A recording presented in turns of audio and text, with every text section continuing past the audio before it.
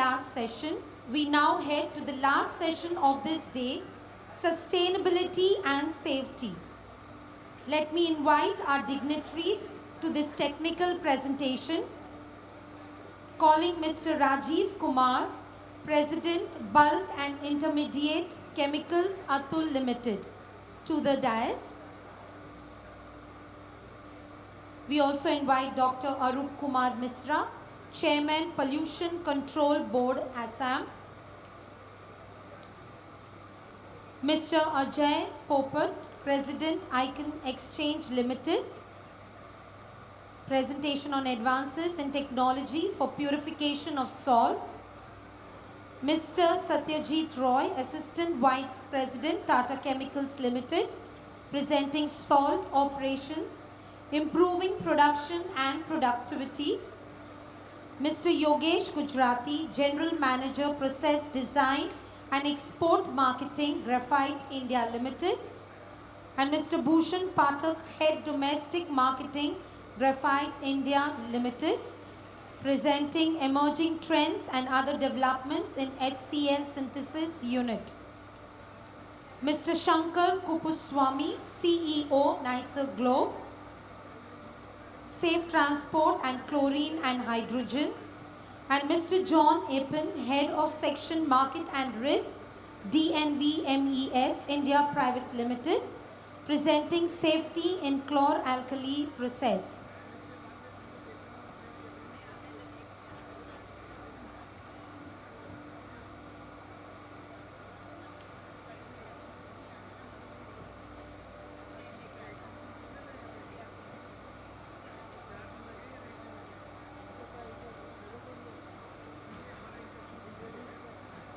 Request all the dignitaries to take their seat.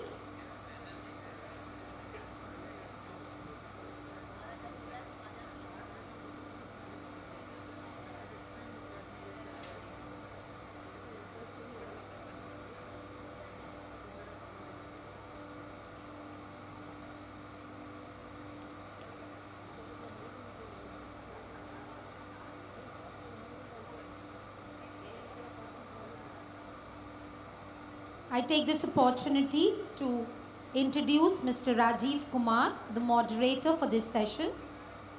Mr. Rajeev Kumar is the president of the for the bulk chemicals and intermediate business at Atul Limited, founded in 1947. Atul is one of the largest integrated chemical companies in India, operating across 9 businesses. Rajeev serves as the managing director of Amal Limited, a publicly listed chemical company. He is a director at Anavin LLP, a 50:50 JV between Atul and Norion, which is the largest MCA plant in India. Rajeev is also a director of Atul Product Limited, which has the capacity to produce 300 TPD caustic and 50 MW power plant. With a rich professional background, Rajeev draws experience from previous roles at BASF Chemicals in difference between verticals. Asia Pacific Head for Strategy and Finance and production stints in Synarmis and Grasim Industries. With engineering graduation from IIT, Roorkee and an MBA in marketing, he possesses a strategic mindset and a notched understanding of the business dynamics within the chemical industry. Mr. Rajeev has participated in many training programs, conducted seminars, and has a member of various projects throughout his professional career to date. He leads initiatives to enhance operational efficiencies, seize market opportunities, and foster innovations, driving sustained growth across the businesses under his purview. Mr. Rajeev, request you to take the mic.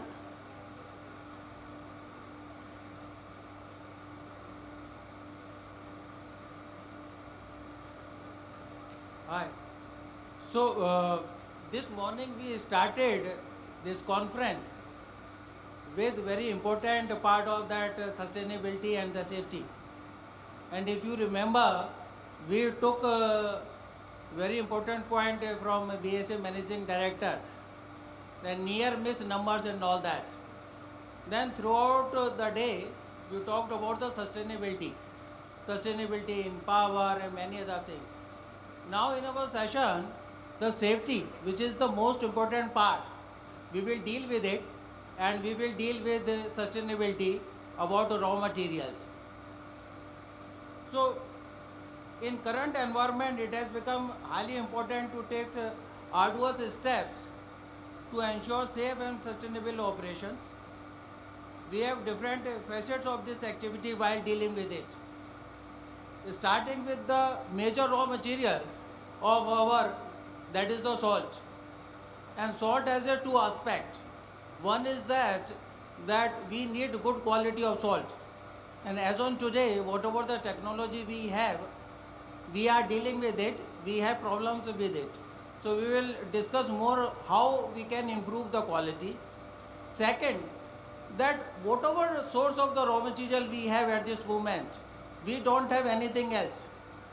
There are many other ways we can get the salt at international market, but in India that is not possible. So we will discuss how we can take those steps so that it can be sustainable supply of the salt to our plants. Now coming to safety part, there are many important and tedious steps. Mr. Jayant in the morning said we learned about this electrolysis in 8th standard and 9th standard. This is very simple. You pass the electricity and you get the caustic, hydrogen and chlorine. Yeah, step very simple, it is there. When you go at a very high level and you deal with it, it is really very, very important to deal with it, to make sure all the steps what we follow, because we supply the electricity to the water. That is very, very important how to deal with it. So each step, whatever critical it is there, we will deal with our speakers on the panel. So one is that SCL synthesis, we will talk about how we can take care of safe operation, not only from safety point of view, in fact from the efficiency point of view also, it is very important.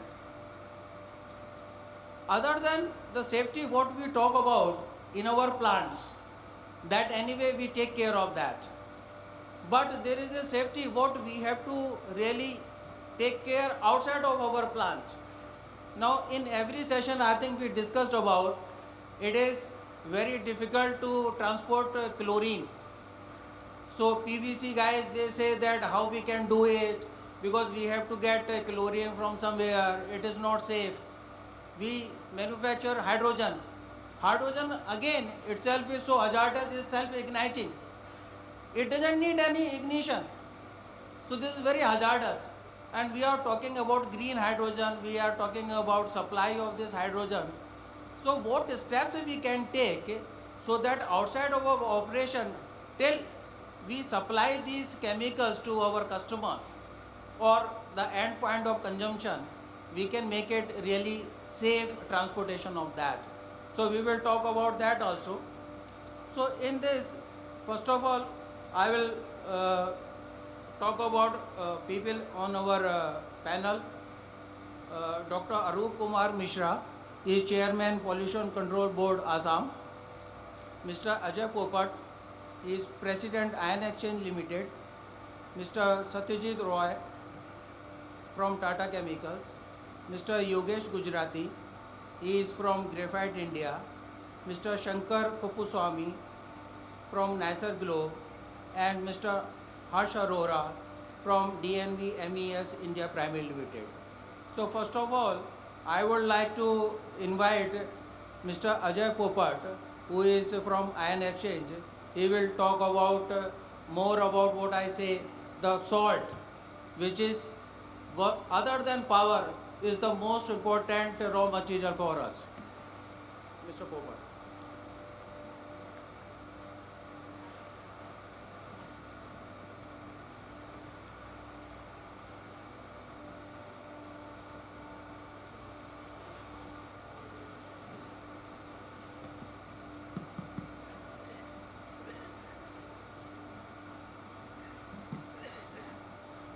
Good afternoon, the esteemed panelists on the dais and ladies and gentlemen from the chloralkali industry.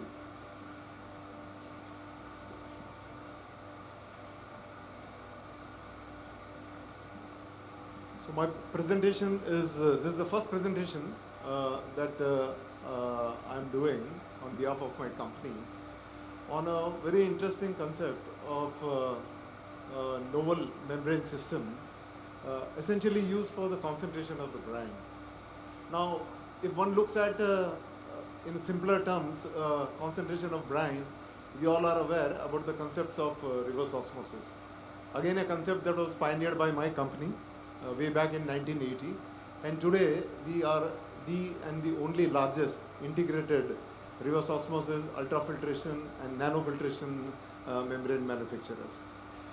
As we introduced the concept of reverse osmosis for seawater desalination in late 80s, and we set up the first plant in India for Gujarat Electricity Board SECA, followed by Indian Rayon, and then followed by several companies in the chloralkali industry.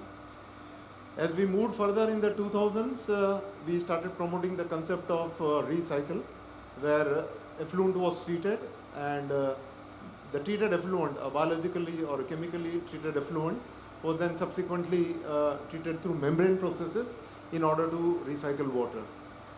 So that was somewhere in the early 2000, and today we have got close to about 100 recycle plants. Then came the era of zero liquid discharge, where industries were mandated to go for zero liquid discharge. And if there was somebody who's going for an expansion, they would not get a letter of consent unless they met with zero liquid discharge. And we were looked upon by the industry to provide zero liquid discharge solutions. So while we were very good on the biological process treatment, we were very good on membrane processes to recover water, but the final concentration which came out, typically of about 7%, either from seawater if you use it for desalination, or from a recycle plant where you have treated the effluent, recovered water, and you get with 7% brine. So we started selling evaporators to our customers, either standalone or as a part of the complete ZLD system. We set up close to about 30 complete ZLD plants, and it met the expectations of our end users to achieve ZLD. But the big problem, as I would generally say, is that when you talk of complete ZLD, it is like the tail of a dog wagging the dog. And if I say the dog is basically ZLD. Okay. So it's a small portion, but it wags the whole dog, and it wags the dog on the life cycle cost. That is basically high capex and very high opex. That also applies to the chloralkali industry, which uses seawater or uses salt, and then it concentrates, and then it evaporates. So the processes are different. One produces caustic chlorine, the other one produces clean water up to ZLD. But in both the ends, there is an evaporator which consumes energy, which is capex oriented, and it's very, very expensive. That made us realize that we should invest in technology development on membranes, which could be low pressure membranes. And we invested close to about last 6 years on this area. And in this 6 years, we realized, as the slide has already come up, that the brine concentration market is rapidly growing. Yeah, it's bit at an angle. So I have to come down here. This is better. It's driven by a number of economical, regulatory, and social factors. The conventional thermal membrane and crystallization technologies are very complex and extremely energy intensive. I'll quantify the energy intensity of membranes which are used for concentration, as well as alternate technologies like thermal evaporations, also in my subsequent slides. So our unique hollow fiber cellulose tri-estate membranes. So the key word is hollow fiber, and the key technical term is cellulose tri-estate. I'll tell you why they are key terms as I move further. Base brine concentration system is capable to concentrate from, let's say, seawater, about 3.5% concentration, up to about 21%. Now this applies for seawater, but then it also applies for zero liquid discharge system, where you will treat your effluents, physicochemical, biological processes, membrane processes, recover water, and then you are left with RO reject, which you will put into an evaporator, typically again 7%, and then you will concentrate up to about 24%. So this membranes concentrates right from 3.5% or 7% up to about 21%. Our process applies solutions of equal salt concentration to two distinct sites. A bit of technology, a bit of technical terms here, because if you see the membrane separation processes, these are generally cross flow. And the definition of cross flow is that you give a feed, you get clear permeate, which is effluent, and you get reject. So there are three distinct components through which the cross flow happens.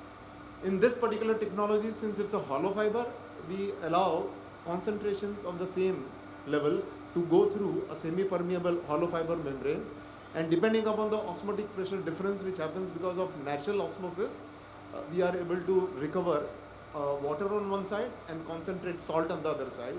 And since it's not reverse osmosis, where you have to overcome the osmotic pressure, and that's why it's energy intensive, here the energy intensity is very low.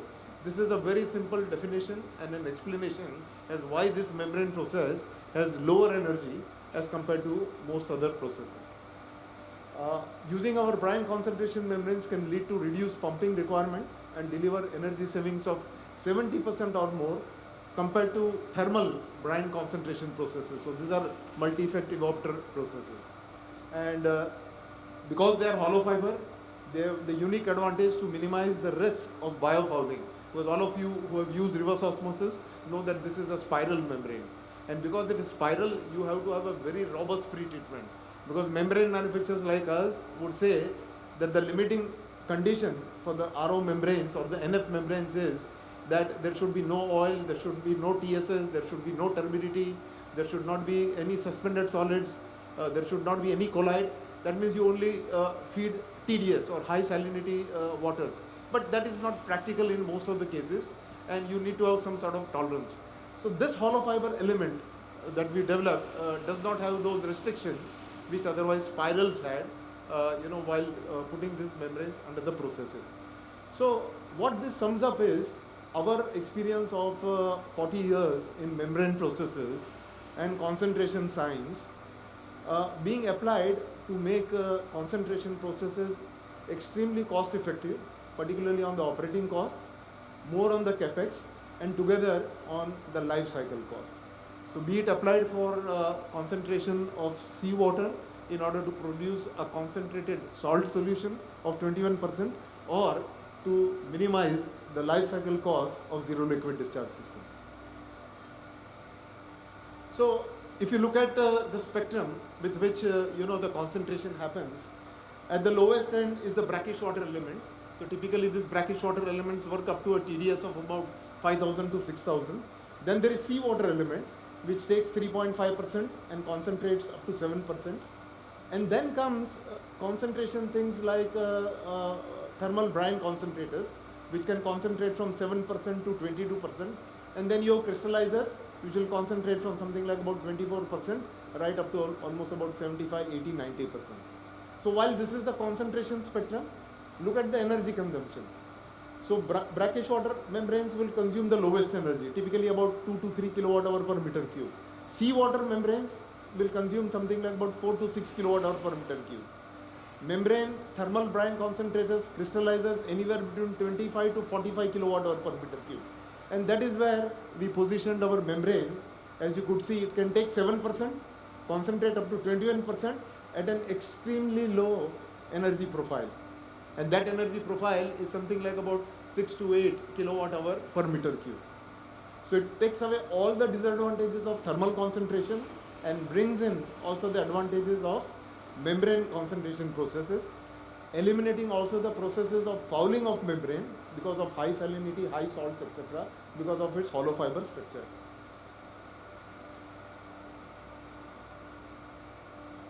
So it reduces capex and opex in thermal evaporators and crystallizer ZLD systems, minimizes the volumes of difficult to treat wastewaters, delivers higher recovery for desalination, because today if you have a desalination plant, you will have 3.5% brine seawater, you will concentrate up to about 70%.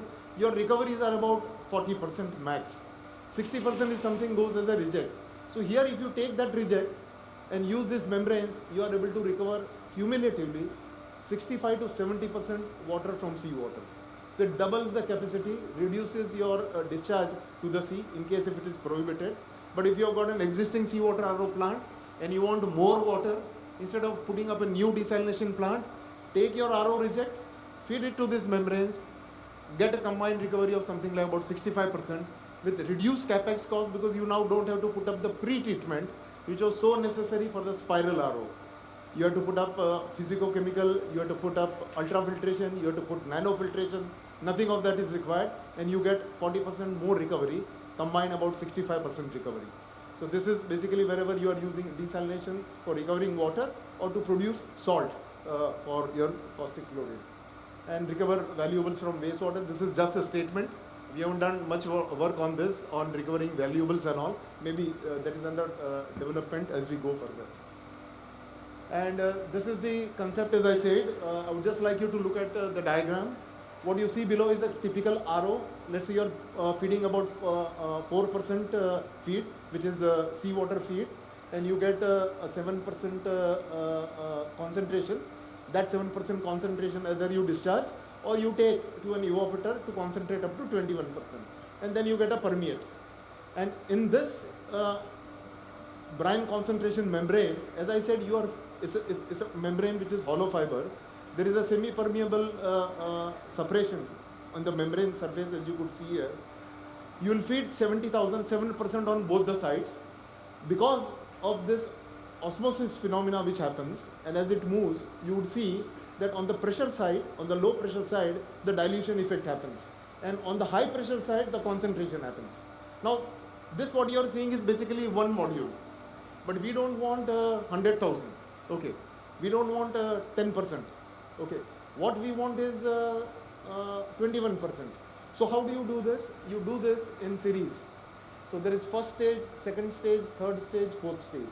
You also see an RO. So because if you are going to use seawater as a source, you will first use a seawater RO membrane, concentrate from 3.5 to 7%, and in 5 stages, concentrate to 21%. So this is how it happens in various stages.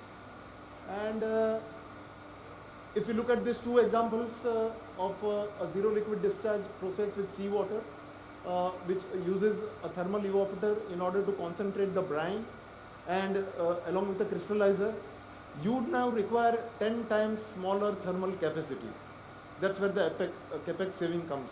Okay. And on the energy side, which was something like about 25 to 45, it is something like about 8 kilowatt hour per meter cube. So capex and opex, there is a tremendous saving on both the sides. And this is a summary of these membranes, what I talked about. And from the point of view of CTA, as all of you who use reverse osmosis membranes, you are aware that the composite polyamide membranes, which are the workhorse of reverse osmosis, they are very susceptible to chlorine. So there should just not be any chlorine. If you have chlorine, then the membranes, just gets finished. They get oxidized. Here, we are using cellulose triacetate. So two advantages. Number one, it is resistance to chlorine. Number two, it's biodegradable. So once you eliminate or your membrane life is over, you can now biodegrade the membrane. And that is supplier's responsibility. Okay. So if you guys give us back, we will now know how to biodegrade it, or you can yourself biodegrade it and be a part of your own sustainability issues. So this were the basis with which the technology developments took place. And from the point of view of the chloralkali industry, it eliminates costs like investment in government, leased, owned land for salt pans. As all of us know, land is becoming very precious, and it's not very easy to get salt pans or get salt also. Seawater is abundant, and you can always use seawater, and your dependence on salt or salt pans or salt supplies goes away. Transportation pumping costs of seawater to salt pans, that's eliminated. Cost of harvesting salt from seawater in salt pans. Transportation of harvested salt from salt pans to your factory, for example, a soda ash factory.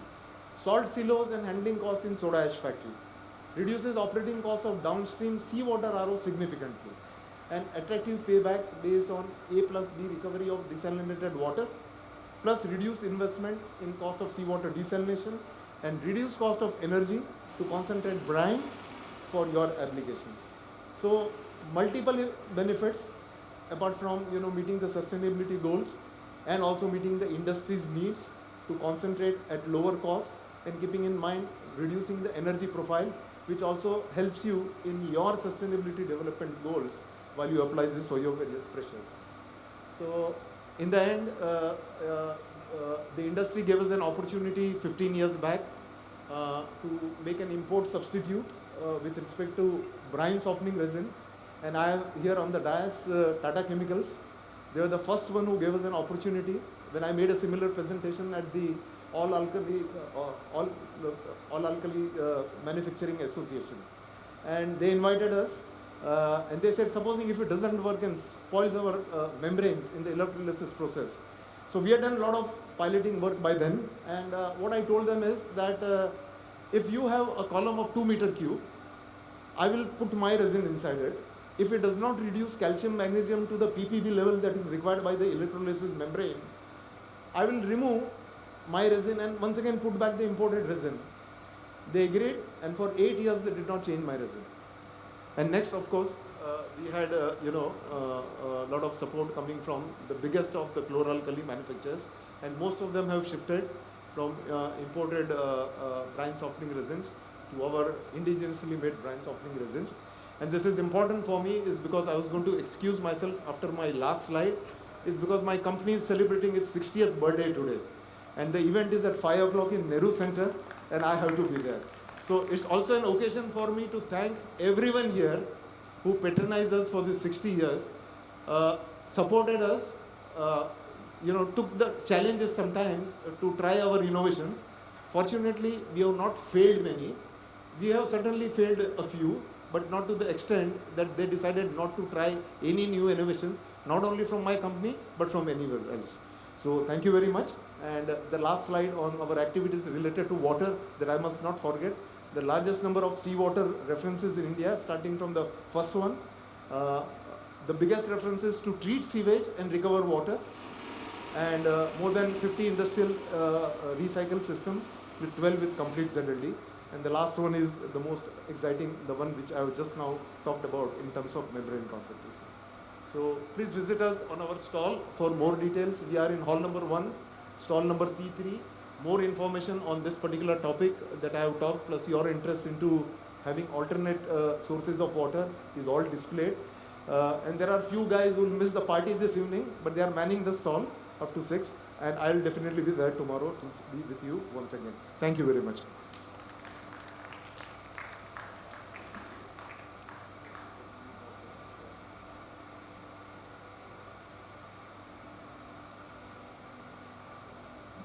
Thanks, Ajay. Very good insight. I think most of us first time must be hearing about what it is possible right from the seawater to our caustic plant. And thanks for sparing time for this important event.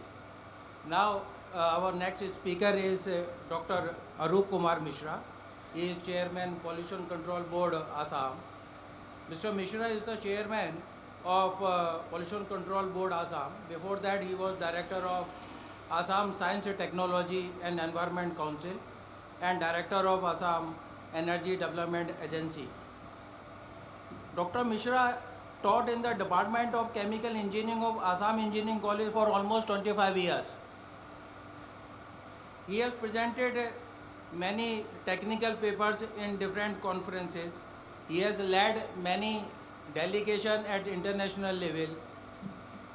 And I would like to inform that he is a trained mass communicator, and he has anchored and produced more than 150 TV programs and 250 radio programs on science, technology and environment. I would like to invite Dr. Mishra to come and inform. Thanks.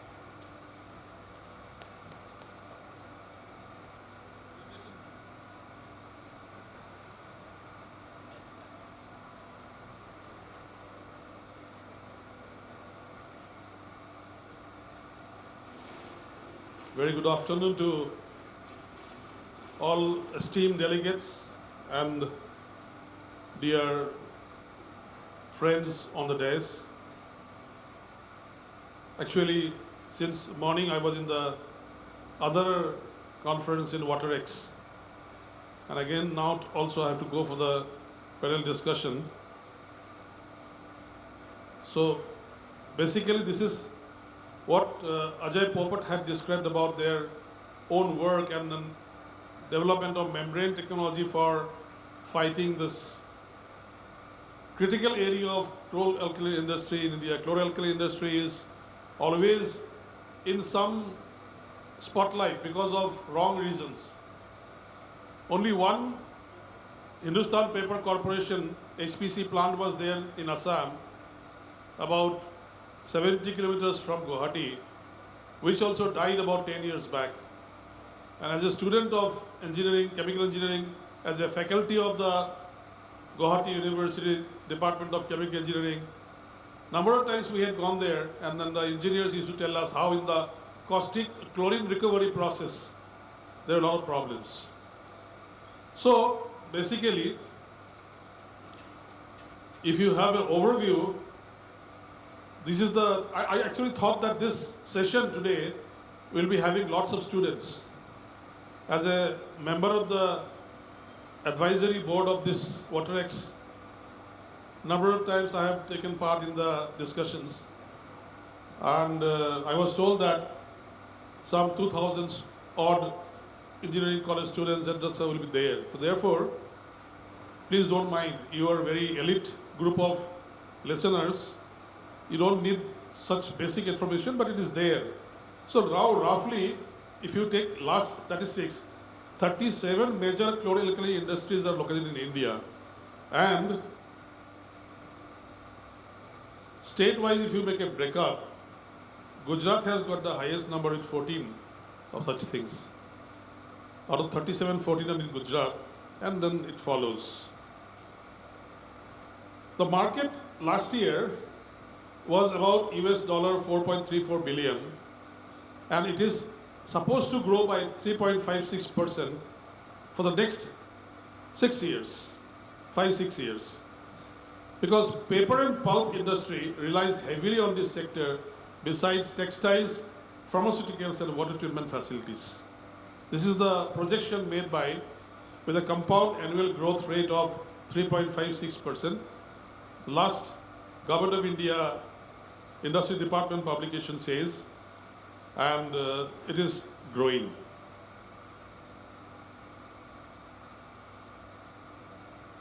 This is a sector-wise caustic soda consumption in India. You can see here.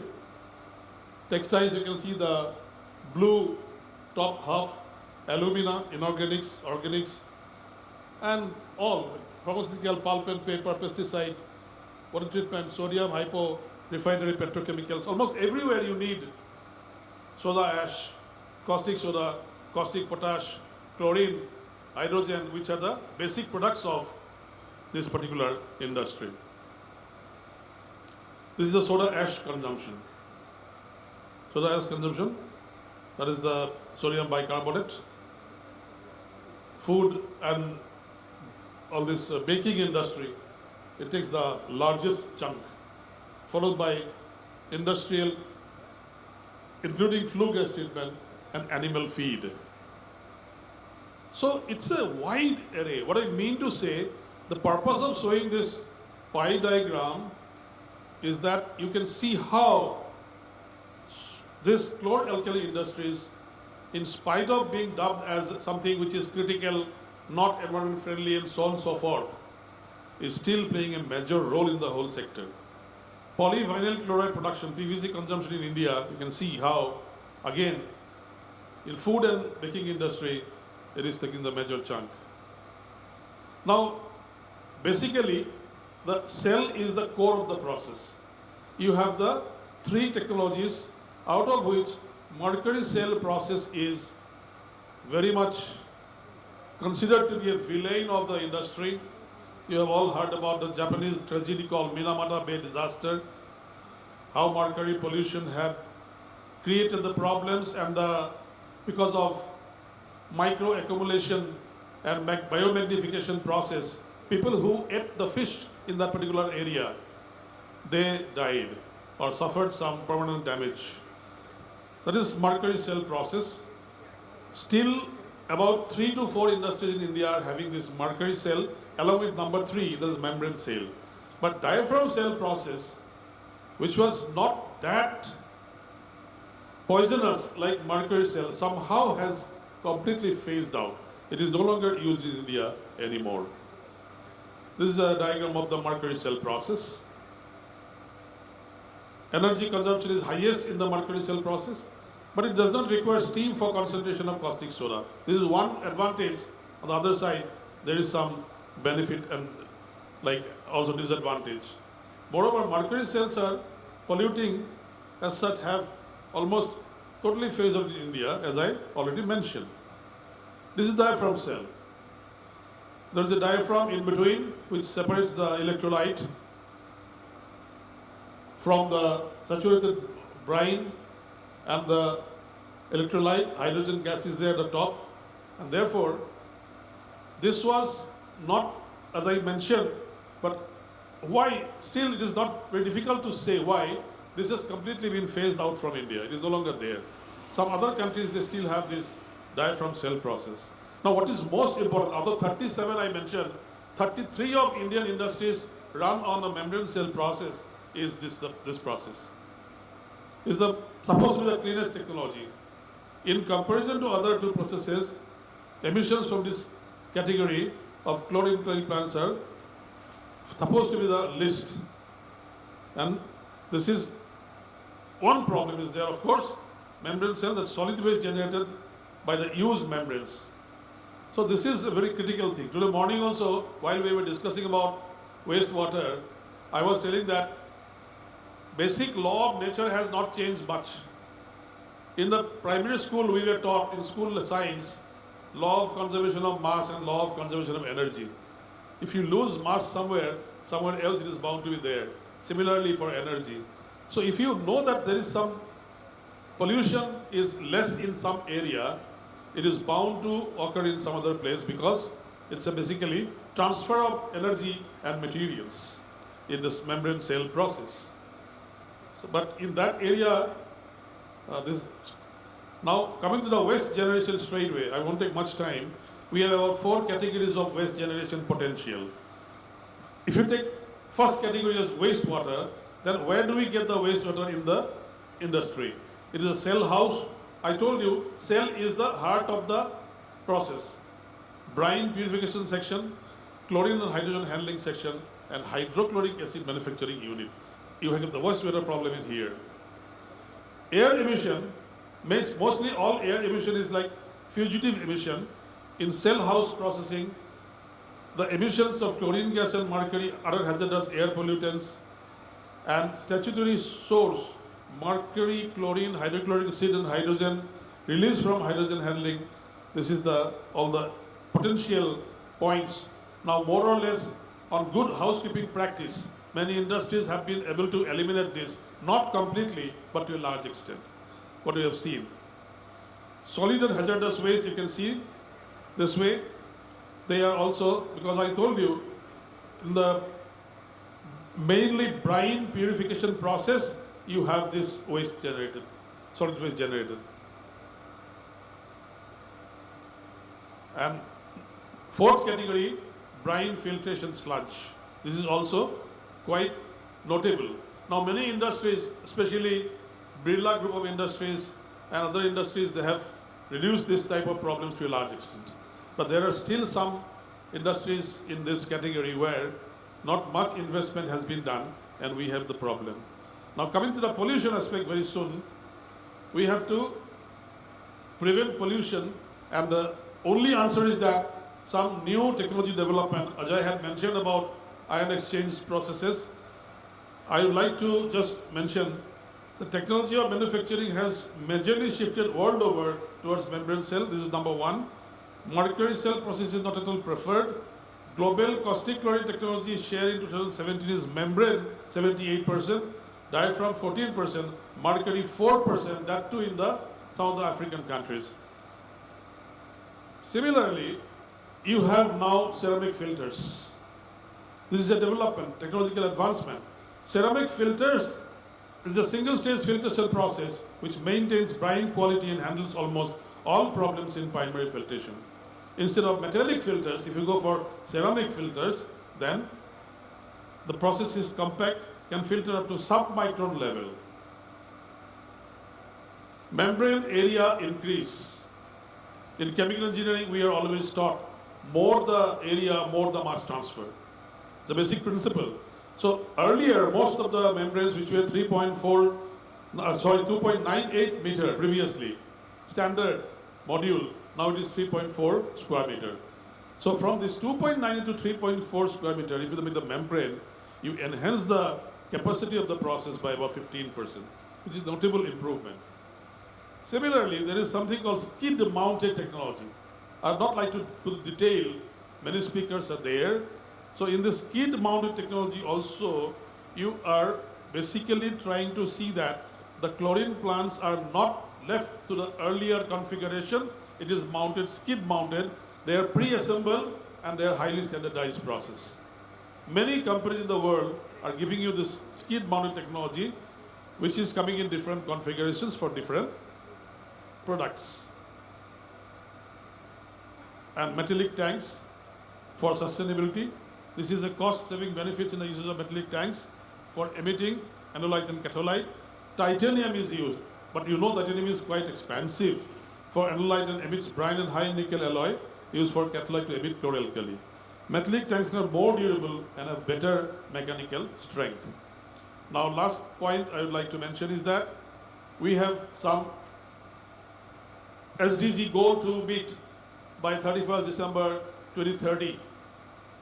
Time is already gone, a lot of time is gone. So if you look at this industry, I find some sort of relevance to a few SDGs, which I'm trying to mention here. SDG goal number 3 says good health and well-being. In this also you can find out, if you want really good health in a developing country like India, then 88% of top-selling pharmaceuticals are using chloralkali in the manufacture at some point of time. So you cannot phase out the industry. Not possible to stop. 88% of life-saving drugs still come from one or the other products of chloralkali industry. If you go to goal number 6, cleaner water and sanitation, again you find that chlorine-based drinking water disinfection is still going. People say chlorine is not safe, it is having fugitive emissions, it creates adverse health impacts, but a country like India immediately cannot stop it. We have to go for this type of processes. SDG 7, affordable and clean energy. What about solar energy? Chloralkali chemistry plays important role in harnessing solar energy for purifying the silicon found in solar panels. Wind turbine blades and chlorine blade epoxy resins help convert wind power into electricity for a clean. That means India depends highly on solar and then wind energy. On both the sectors, still chlorine-based products or chlorine is going to play some role. Number 9 SDG goal you look at, industry innovation infrastructure. And you can see here from PVC pipes that carry water and insulate cables to environmentally friendly refrigerants with low global potential, chloralkali chemistry is essential. Earlier things were much worse, but chloralkali products are found to be much better in terms of meeting this goal number 9. Goal 11, sustainable citizen communities. I need not say more about it. We all know how polyurethane foam insulation manufactured using chlorine chemistry increases the energy efficiency of our home and community heating, lighting, air conditioning systems. So these are also there. PVC windows are now becoming very common. Then hydrogen, a valuable co-product of the chloralkali industry, is used as fuel in buses and cars. Assam recently has introduced, Oil India Ltd introduced hydrogen run buses between Jorhat and Kaziranga, the world famous homeland of one-horned rhinoceros. It is running there, and we plan to now have more and more hydrogen buses, which is produced in situ in Jorhat, near Jorhat. And last point is SDG 12, responsible consumption and production. Aluminium beverage cans are recycled by bubbling chlorine gas to the molten aluminium scrap to reduce impurities for use. you can see, giving the example of 6 SDGs, how you can see that so much of variation, somewhere for treatment, somewhere for production of tools and implements, this chloralkali industry is playing a major role. My concluding remarks, in spite of lots of efforts, chloralkali industry is facing multiple challenges, mostly in India, fluctuation in raw material prices like electricity, salt, etc. In some places, price of electricity is very, very high. Still, industry has gone for modernization, capacity expansion. The environmental problems can be managed by adoption of cleaner technologies, reducing energy consumption, minimizing waste generation, water conservation, and a proper ISO 14001 system, which has been adopted by many such industries worldwide. Last point, the industry has growth potential. If business is mixed up with increased efficiency and sustainability initiatives, we have a win-win situation. So being a chemical engineer, first a teacher, then administrator for last about 10 years in the government, I have come to realize that sometimes it is easier said than done. Somebody was asking me when I went abroad why Indian Prime Minister is so active always, why he has said that India will be net zero only by 2070. You know, US say 2040, China say 2050. How come India says it is 2070? I says, we are not playing World Cup cricket. We are talking about 140 crore people who have to be looked into before any comment is given in the international media.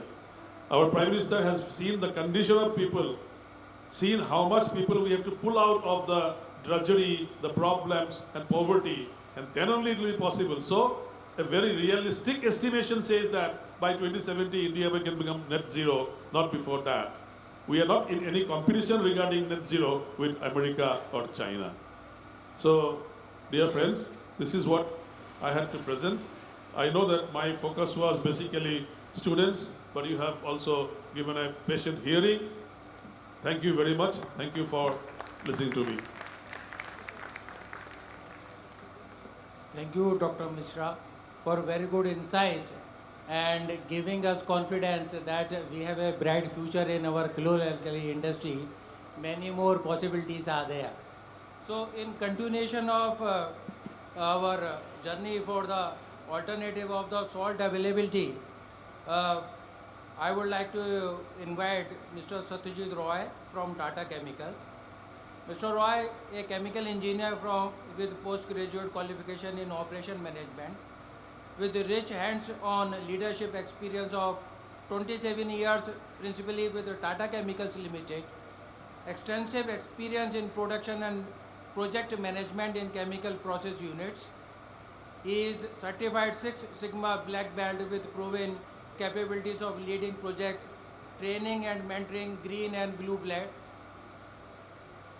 He is well versed in maintaining different ISO standards and a certified lead auditor. Now I would like to invite him to educate us that where else we can find our salt, which is very important for us as a sustainable. Mr. Roy.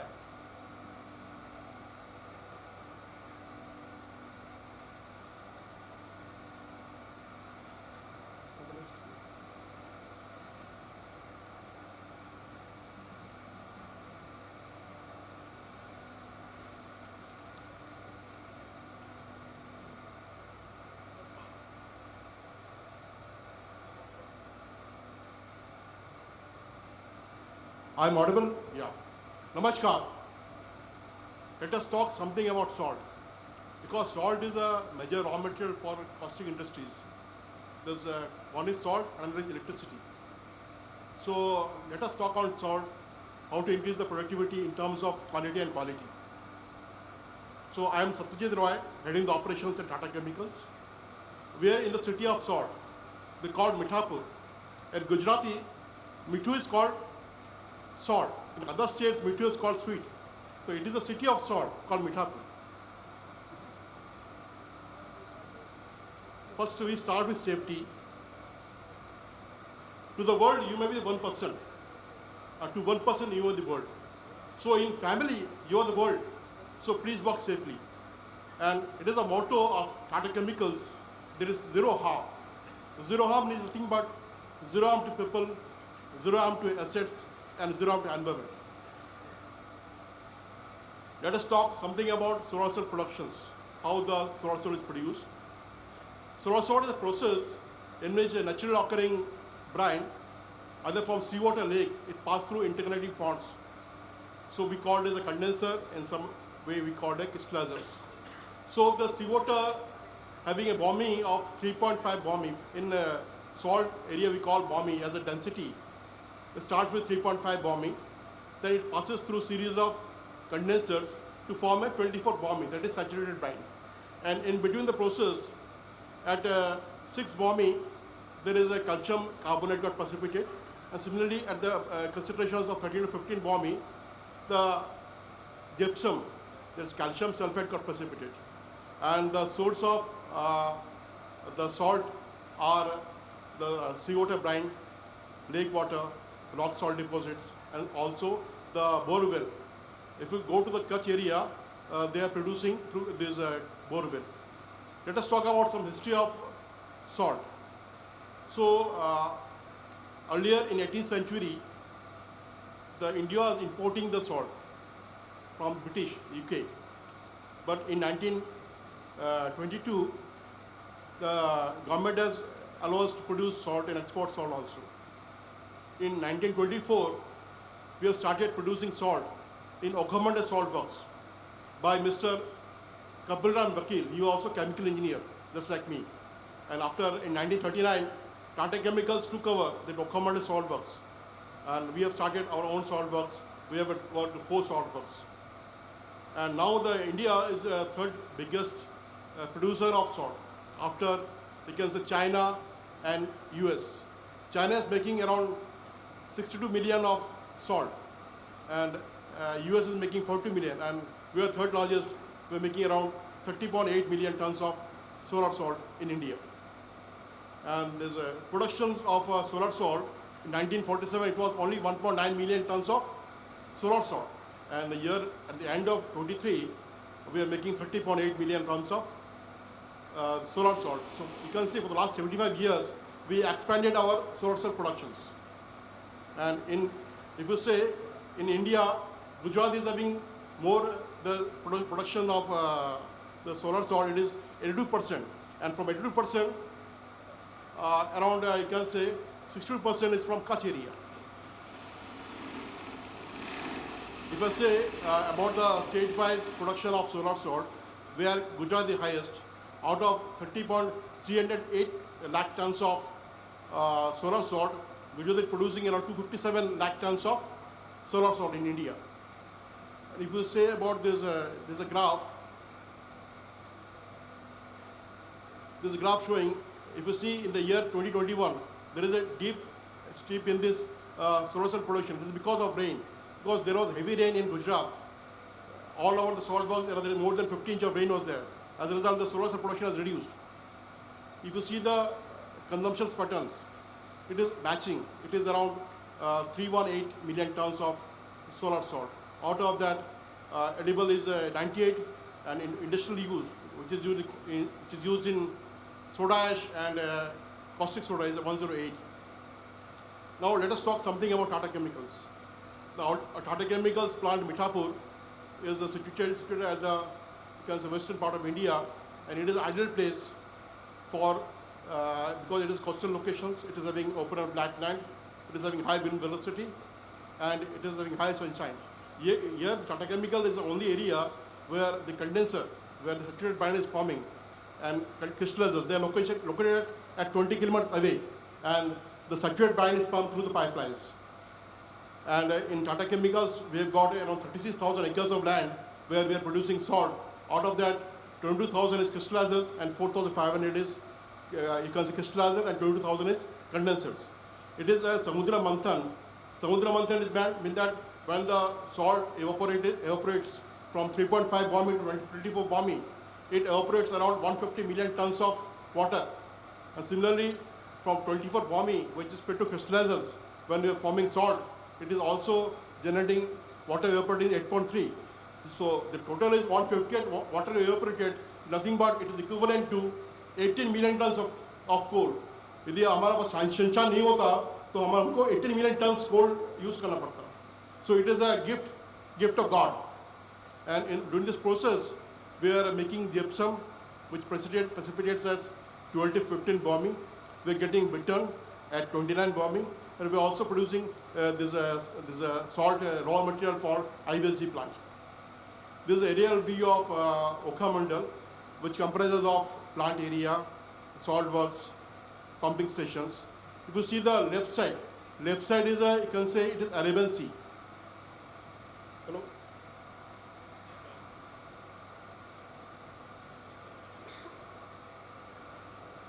Left side is Arabian Sea and right side is the Gulf of Kutch.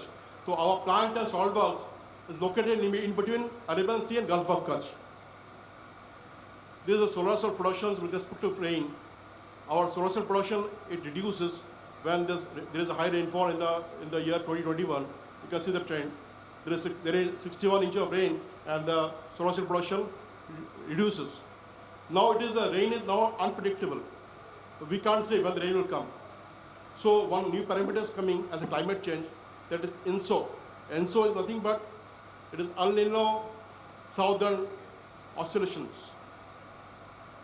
It is El Nino and La Nino as the two climate patterns found in the Eastern and Central Pacific Oceans, which is related to our climate conditions. And it is seen that when this temperature goes down, and there is a high possibility of rain. When temperature goes down and there is a high possibility of rain, this effect is called La Nino effect. So normally this El Nino, La Nino, Latin America, they assume that they are the son or daughter of Jesus Christ. So on the basis of that, this has come.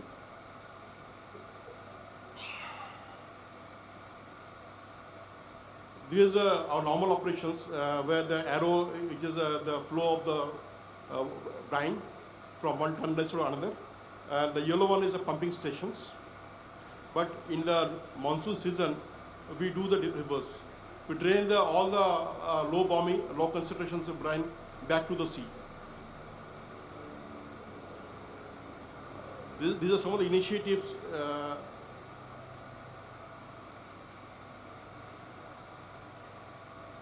These are initiatives developed by Mithapur, Tata Chemicals, after the rain, because when the productivity of salt goes down, something we must do to increase the productions.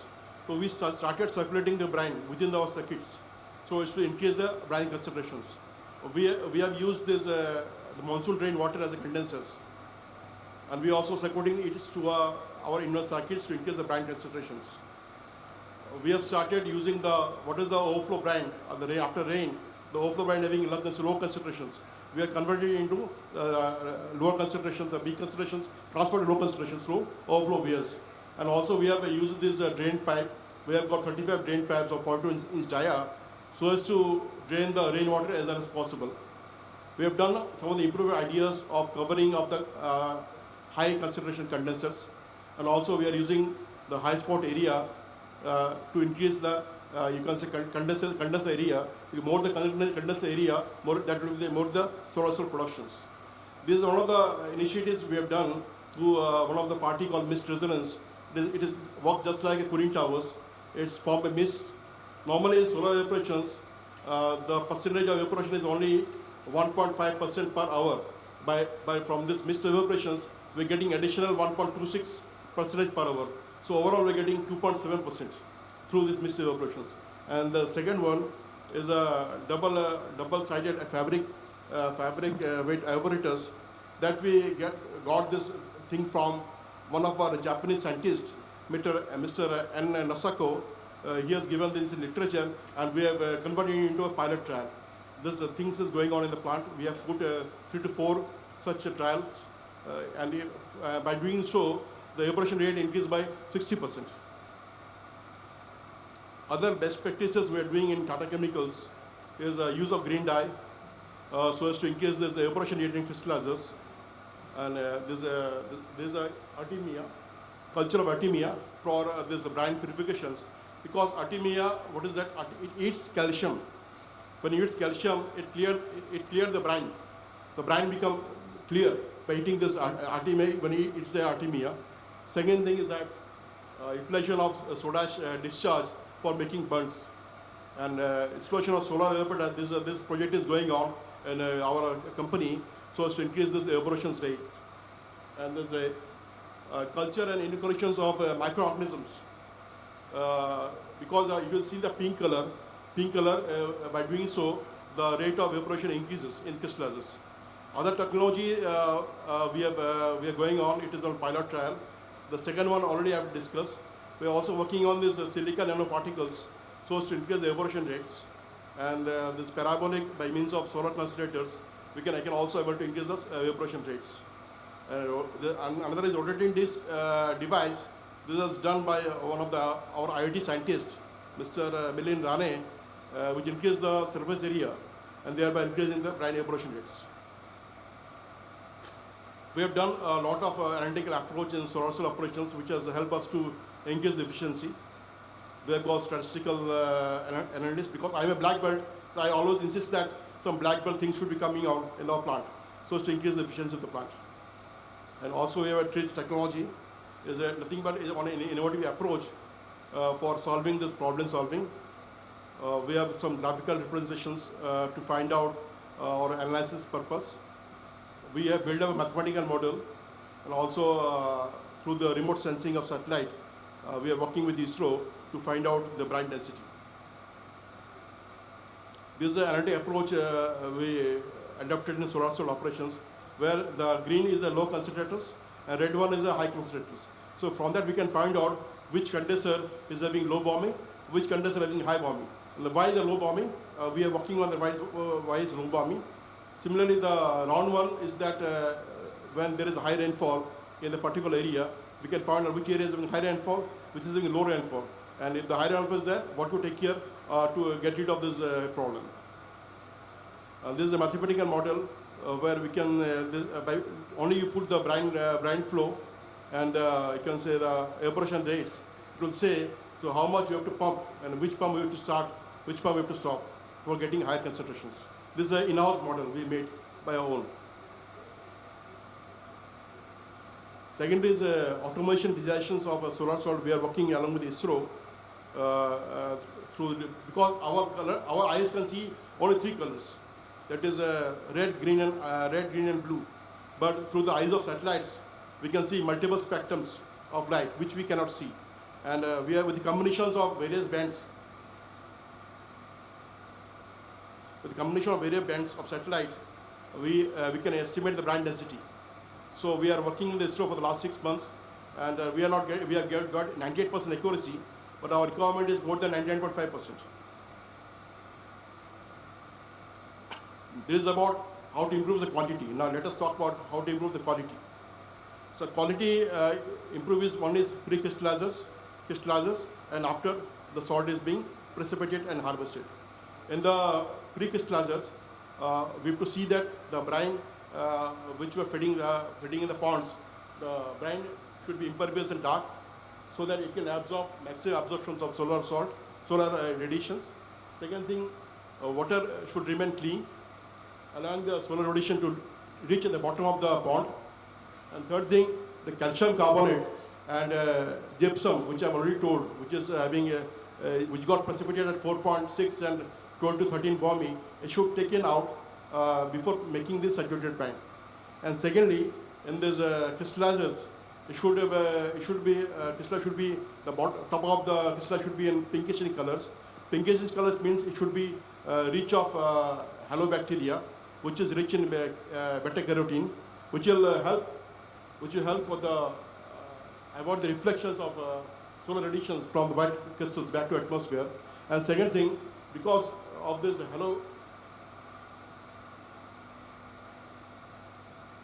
because of the halobacteria, it will oxidize the organic matter, which also help in the forming better crystals. And in third, when we are harvesting the salt, the mother liquor is nothing but bittern. When you are harvesting salt, bittern should be taken out as well as possible because bittern contains high quantity of magnesiums. And before transporting it to the plant, all the water should be drained before transporting the plant. These are the graph of this salt crystallizations. Here you can see there's calcium sulfate, and gypsum, it precipitates at 13 to 14 Bomi. Similarly, the NaCl precipitates at 26 Bomi. And KCl and KTMS, they precipitate at more than 35 Bomi. Both KCl and KTMS is nothing but kyanate type mixed salt. They are nothing but they are using in fertilizers. So, being a caustic producer, you must be knowing, for getting better quality of salt, what should be the brine concentrations, what are the calcium, magnesium content should be in brine, so that we can get a better quality of harvested salt. So in the brine, calcium, magnesium content should be around it is in the top, you can say, calcium content, calcium 1.4 to 68 NaCl GPL. Similarly, when you harvest salt, it should have a 0.18 calcium content, similarly 0.09 magnesium content. It is harvested salt. And if you are having a low impurities in the salt, it will help in the caustic soda plant for increasing the membrane life. It will increase the power efficiency due to a lower voltage. It will help in saving the chemical cost, because if calcium, magnesium there, you should have a lime soda process treatment should be there to remove this both magnesium and calcium. And this is a harvest salt. Before it's sent to the plant, it should pass through the washery. By passing through washery, it also removes the calcium and magnesium. You can see the raw salt is having 0.18 content. After the washery, it reduced to 0.03%. Similarly, magnesium 0.08 reduced to 0.02. So when you take the salt from your vendor, those things we must see, because we have produced the salt, we are also using in our own plant.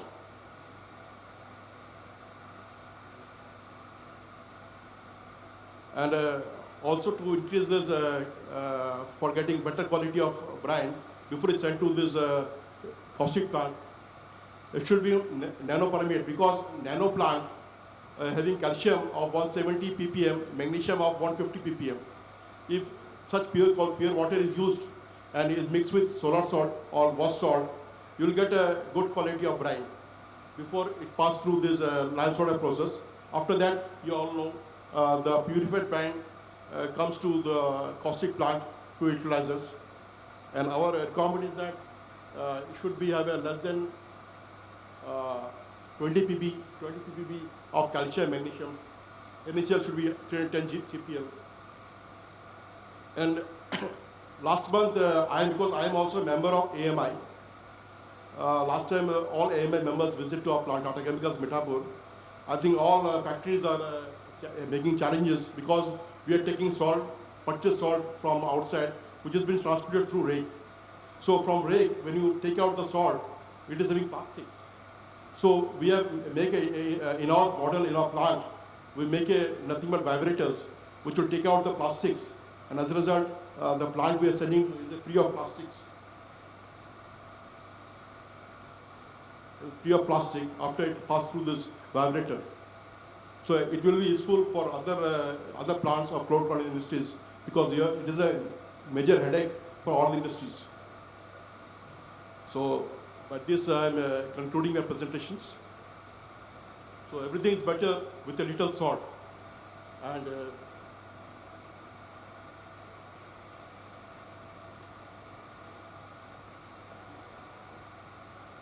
so the last slide, it was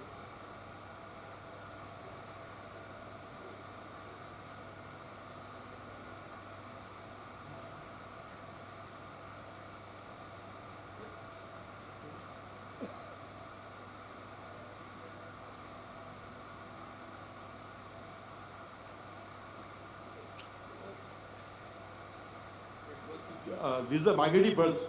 There are a lot of migratory birds coming out in the salt works, coming from this Central Asia, Central Europe. This is a good place too. You can come to a plant. You can able to see a lot of birds, which you can't see anywhere.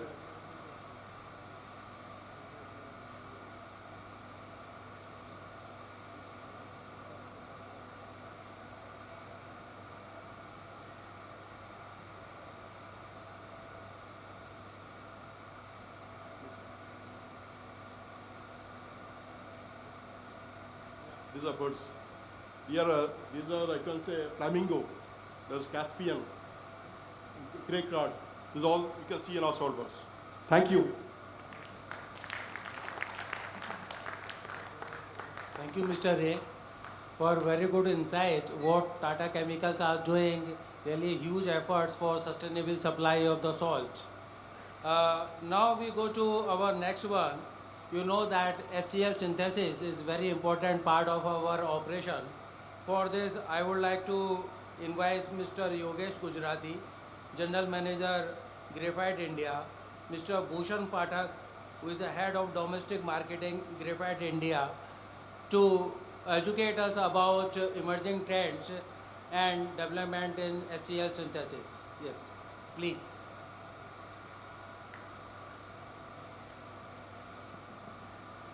Thank you, Mr. Rajeev Kumar. Good afternoon to all. On behalf of Graphite India, I would like to extend our sincere thanks to Chemtech World Expo as well as Chemtech Foundation and for organizing this conference cum exhibition and giving us an opportunity to express our views. So today our topic of discussion will revolve around the hydrochloric acid synthesis unit. Although this topic is more pertaining to technological development, but we ensure all the processes integrated with this unit are sustainable as well as safe. Traditionally, we know hydrochloric acid synthesis unit is a unit capable to carry out the reaction between chlorine and hydrogen gases. As this reaction is exothermic, remove the heat of the exotherm from the furnace, further absorb HCl gas in water and cool it in the falling film absorber. In the process, whatever unwanted gases are evolved, ensure their contents are within the permissible limit before leaving them into atmosphere. So during this 10-15 minutes, I am not going to discuss about any rocket science, but over a period of 30 to 40 years of experience in this field, what we learned about the processes possible to be performed in hydrochloric acid synthesis unit, those I would like to share with you. As we are having expertise in hydrochloric acid synthesis unit in designing and manufacturing and installation and as well as commissioning, but whatever ideas and concepts are generated or evolved from the end user, those I would share with you. Nowadays, chloralkali unit is not a standalone chloralkali unit. Most of the time, it is integrated and operated with many downstream chlorination reaction. And as a result of this, many opportunities are originated to play with hydrochloric acid synthesis unit. So during this discussion, our endeavor is to let you know what are those possible processes to be performed, and if required, you can also explore all these processes at your end depending on your end application.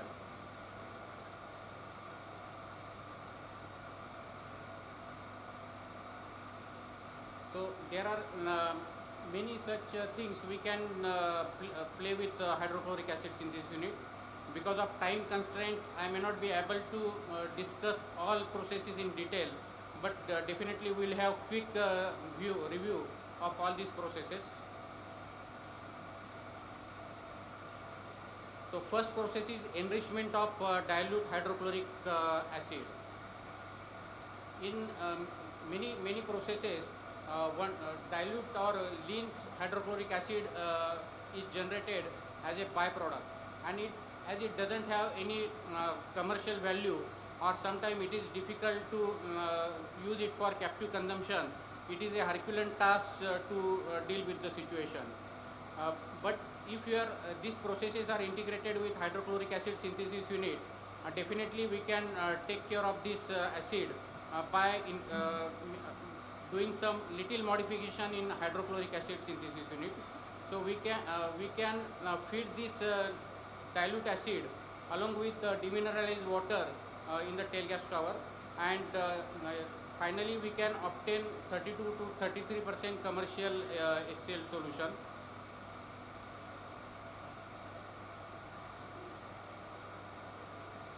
Next is simultaneous production of HCl gas and aqueous HCl solution in hydrochloric acid synthesis unit.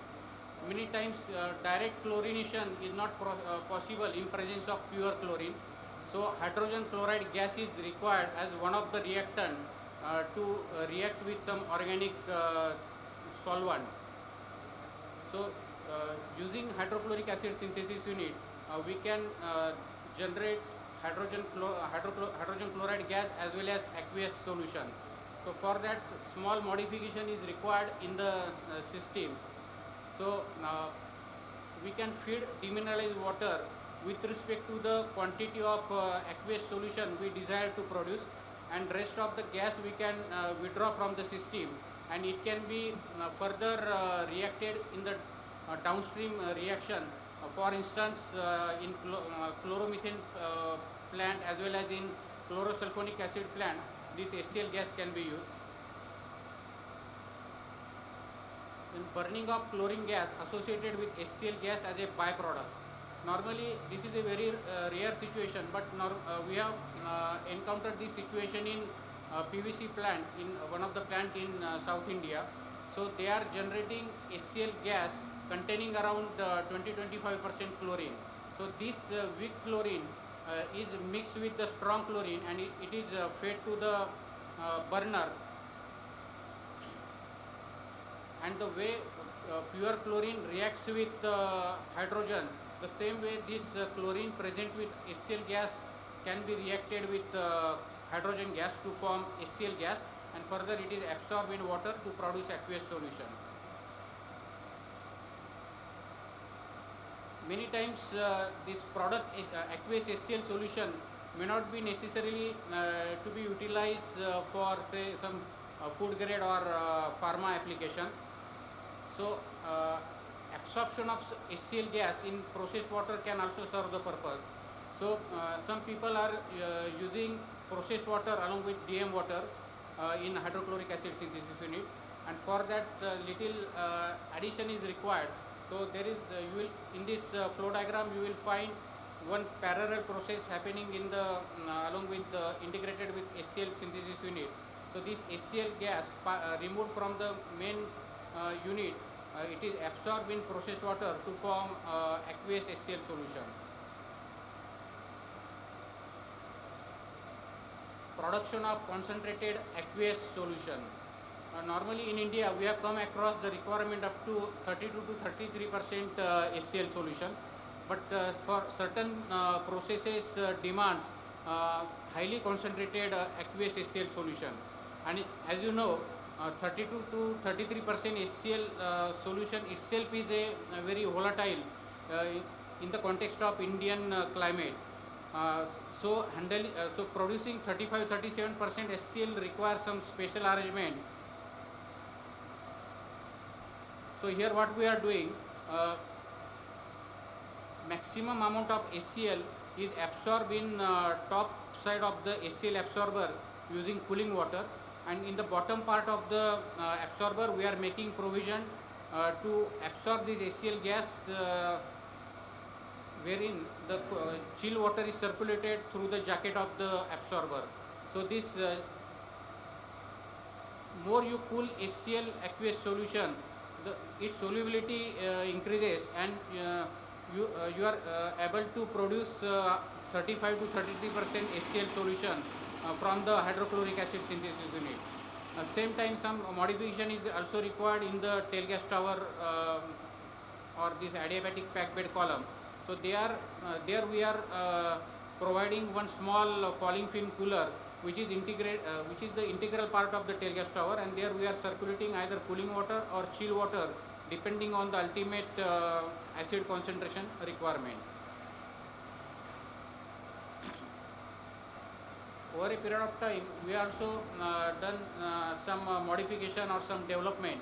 So traditionally you may be knowing that while starting this HCl synthesis unit, a manual igniter is inserted into the furnace, and it is bit hazardous prone. So to avoid this situation, we have developed auto ignition system, and without manual intervention also you can start HCl synthesis unit by establishing the pilot flame.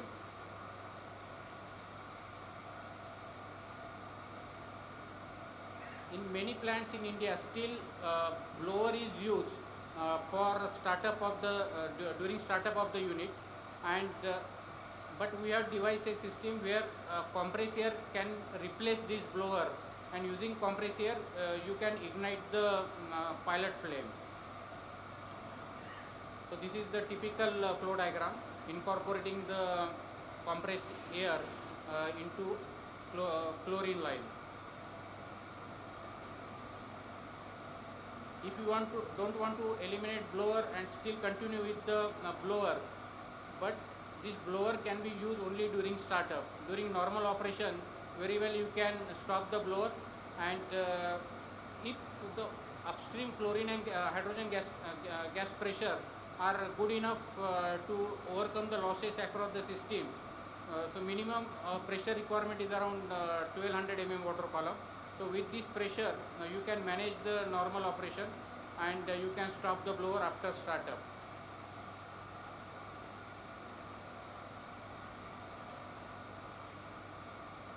Now there is a lot of pressure to reduce the carbon footprint. So we have given an attempt to generate low pressure steam in hydrochloric acid synthesis unit. So as I said, this reaction between hydrogen and chlorine is highly exothermic, and conventionally cooling water is used to remove the heat of reaction, but instead of that we can circulate hot water through the furnace, and this hot water is circulated through the furnace at high pressure, and finally it is flashed into the separation tank where the pressure is maintained on the lower side, and we can produce around 3 bar gauge steam. So by doing so, this is just one case study while producing or operating 100 tons per day HCl gas, we can generate almost 2000 kg per hour steam, and in the process we can save almost 300 meter cube per hour cooling water.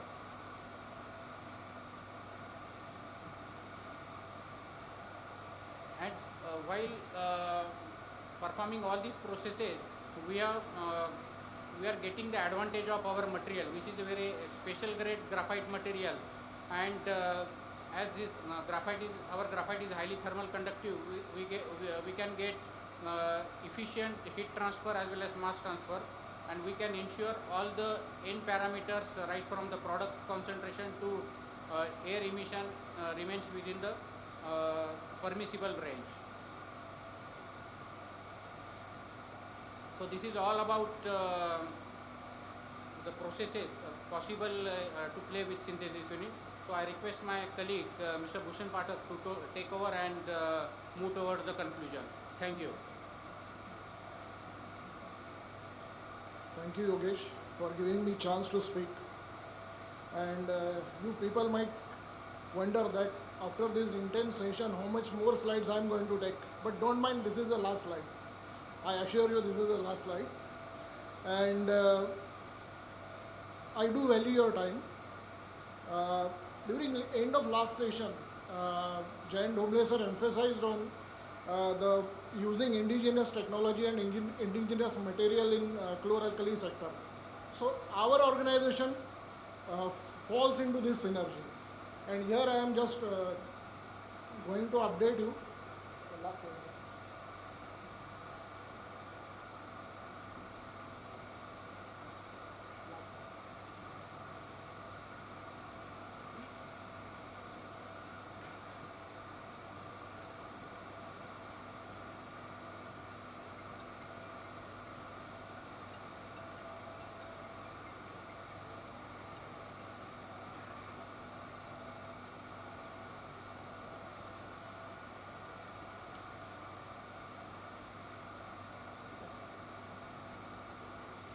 Here I am just going to update you about our processes and the raw material what we used. So in each of the process which Yogesh has mentioned, it is ensured that all the gas emissions are in the permissible limits as per the norms of Pollution Control Board. Secondly, during all the process, as such, there is no liquid discharge from our unit. Thirdly, we ensure that all the equipments of graphite material and the quality raw graphite is used is of paramount importance, and the quality as per mark overall performance cannot be guaranteed. So the graphite what we use is manufactured by us, and we have our own integrated graphite manufacturing plant and have the experience to manufacture graphite of more than 50 years. In GIL units, graphite use is in-house. These are typical properties of the graphite what we used. Density in gram per cc is 1.8 to 1.9. Thermal conductivity in watt per meter degree Celsius, it is 170 to 230. Tensile strength is 20 to 24. Flexural strength is 30 to 36 Newton per mm square. Compressive strength is 60 to 70 Newton per mm square. Coefficient of thermal expansion is 3 to 4 mm per mm degree Celsius into 10 raised to 6. Permeability is 2 to 3 in centimeter square per second into 10 raised to 6, and thermal shock resistance is 75.8 kilowatt per meter. So we are the only company in India having the integrated graphite manufacturing facility, and we are manufacturing equipments since last 43 years. And thank you very much for giving me time. Thanks a lot.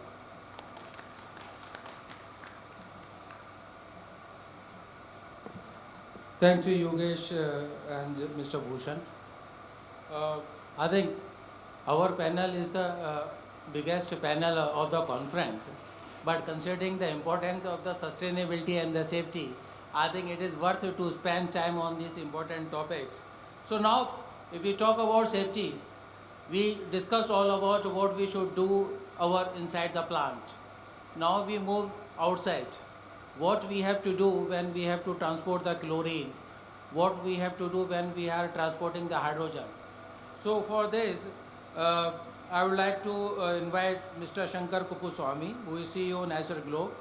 Mr. Shanker, a seasoned professional with over 35 years of experience in sales, marketing, supply chain, and safety, has a diverse career with renowned multinational corporations like Nestle, Unilever, Kellogg's, and BP Castrol. His contribution earned Castrol India the prestigious Human Energy Helios Award from BP in 2005, recognizing their effective management of transportation processes, resulting in a significant reduction in on-road accidents. His leadership at Nicer Globe since 2019, an initiative by the chemical industry and the Indian Chemical Council, focuses on establishing safe transportation standard, processes, and practice globally. I would like to invite him to educate us what else we can do in India, what is already prevalent at international market.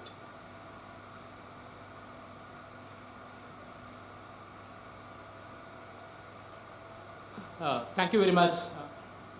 One thing which you have not said about me is I'm a bird lover, and I know where my next destination is. Thank you. So, if I may borrow Mr. Jain's word, this was said in the last conclave which held in Outlook conference. He concluded the speech, say as a moderator, he said that chemical industry is a process. We need to adhere to the process, and we have to be responsible. Only then that we complete our task effectively. So I would like to begin my conversation with that. The process is something which do not end only in our plant, but unless it reaches the destination, the responsibility doesn't end there. So from that point of view, I would like to thank the organizers to include transportation as well as part of the conversation today. Right from the morning, the conversation has been pretty enriching, and I hope that mine also would stand to the same. Yeah. Right. So why the transportation is coming? Let's understand that. Basically, if you're talking about hydrogen and chlorine, both are falling into the category of the danger. And if some calamity happens, it just does not cause damage or injury to the people involved, but it also brings a disreputation to the individual company, also to the industry as well.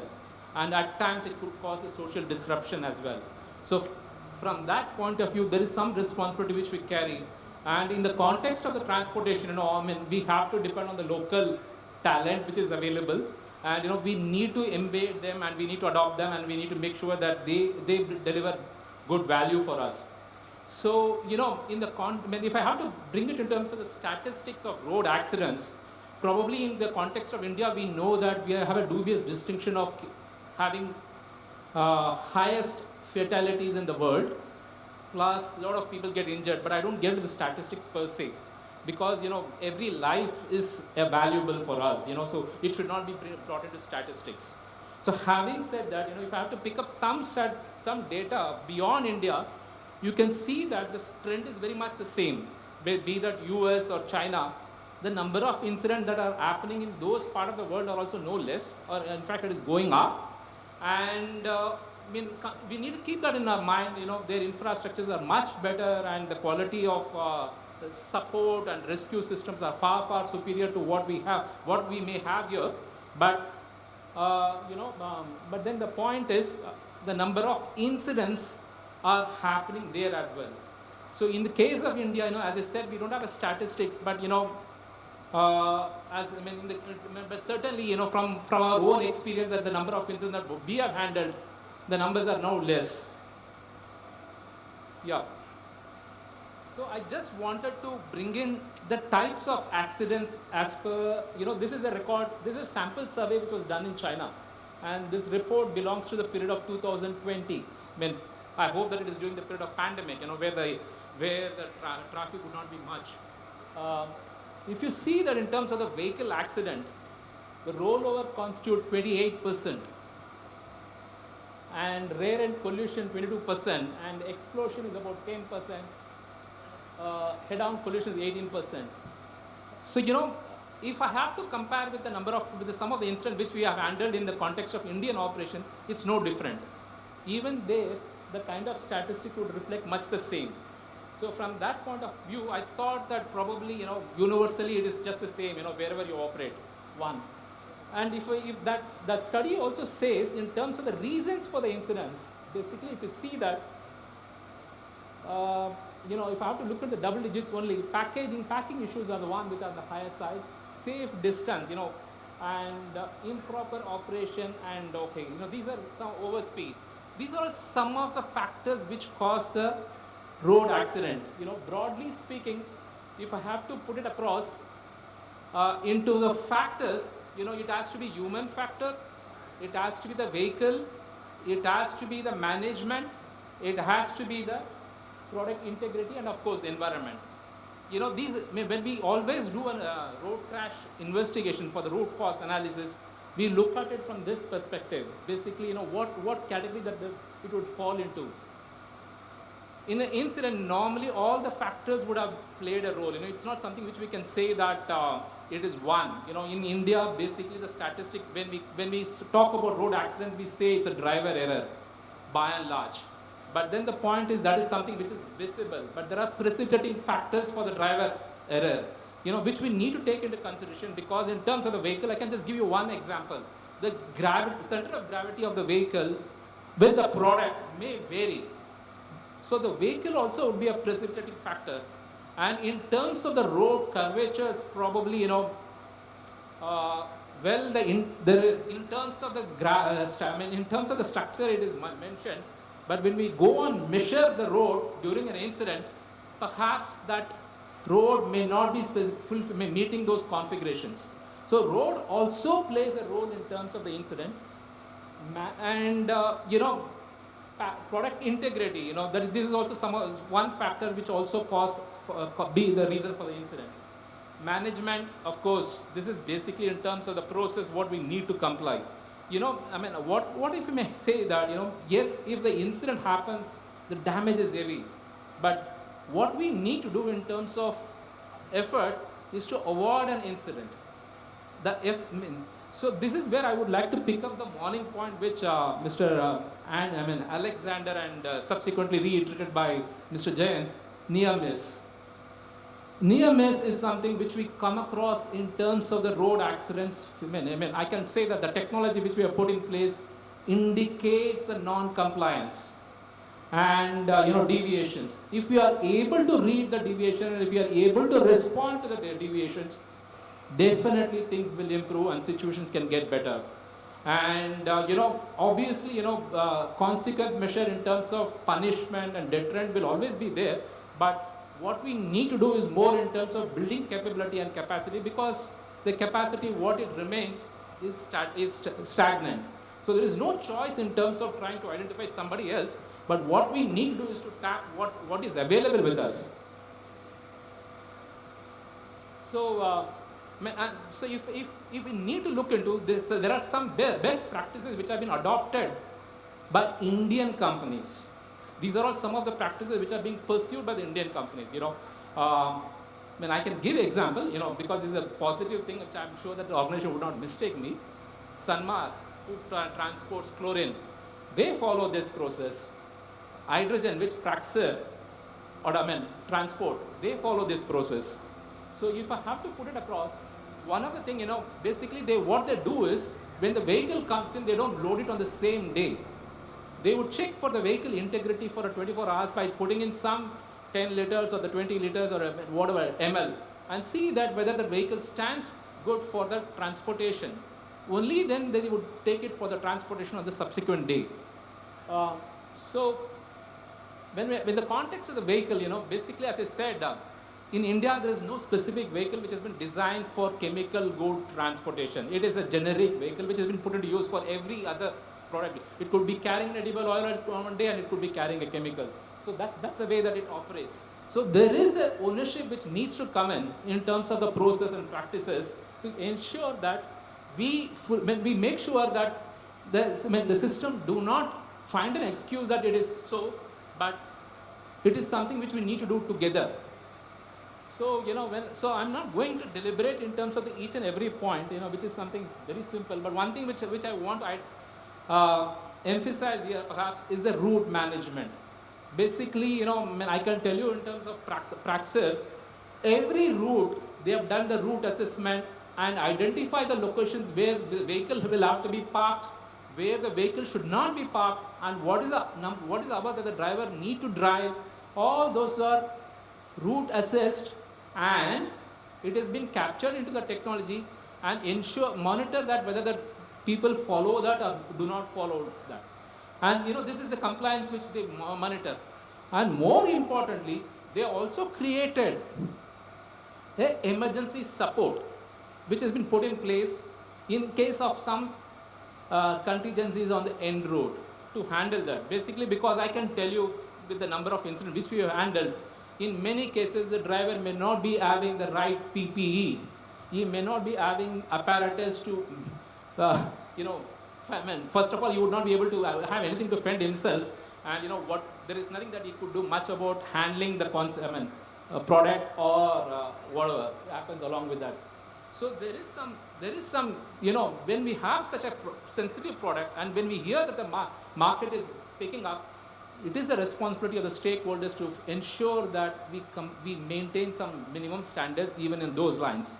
Now, as I said, some of the companies have adopted the policy process on their own, which is a choice. But there is also a process which we can do together as a community initiative. And this is what Globe does. Globe is a community initiative initiated by the industry and Indian Chemical Council, where the pool of knowledge of the industry has come together to create this platform.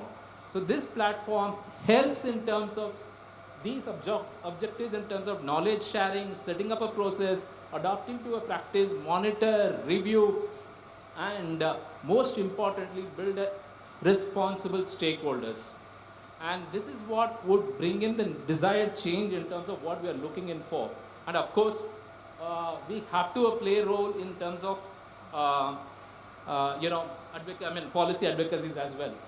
So this is about what Globe offers to its members.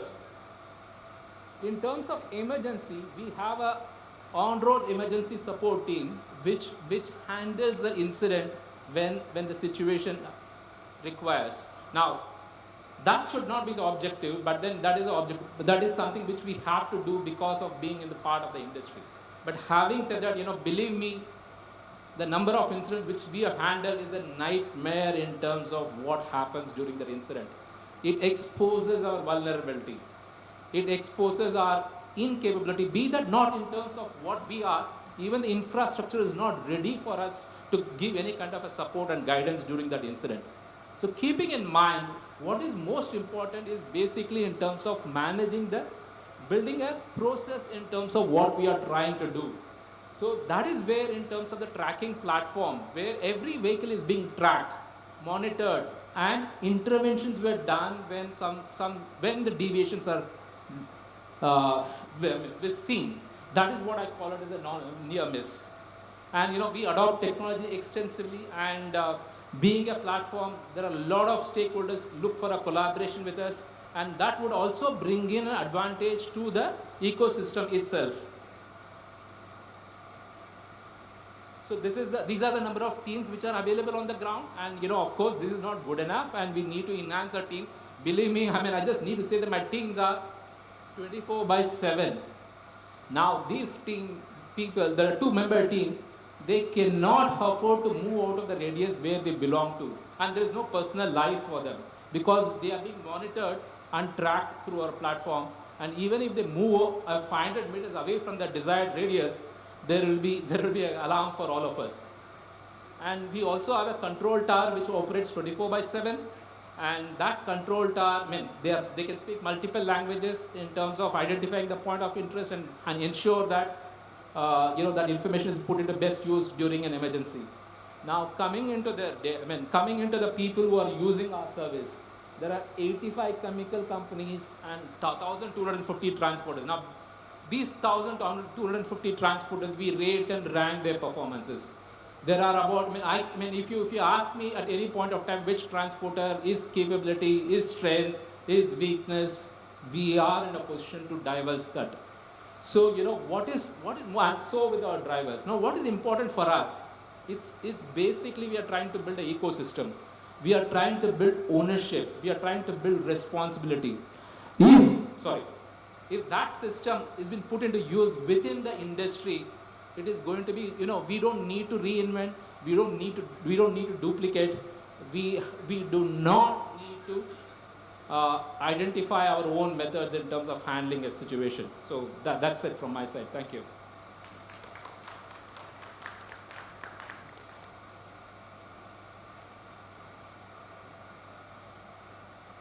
Thank you, Mr. Kuppuswamy, for good insight about the transportation, what can be done. And as a industry association also in India, in AMI, we try to do improvement in this, and taking all the suggestion from you, I think it will be worthwhile, we will take it further.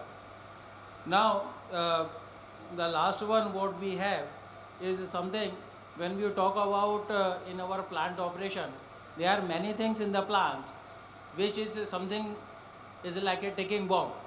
We don't know what is going to happen, what leakages will happen and all that. How we can really know that something is going to happen and we can take care in advance, like preventive maintenance. So for this, I would like to invite Mr. John Yappan.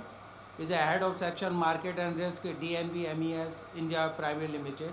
He has more than 28 years in risk management advisory and technical advisory work for the energy industry, including HSEQ management system consultancy, pipeline integrity management, risk-based inspection, and reliability-centered maintenance studies for process plants.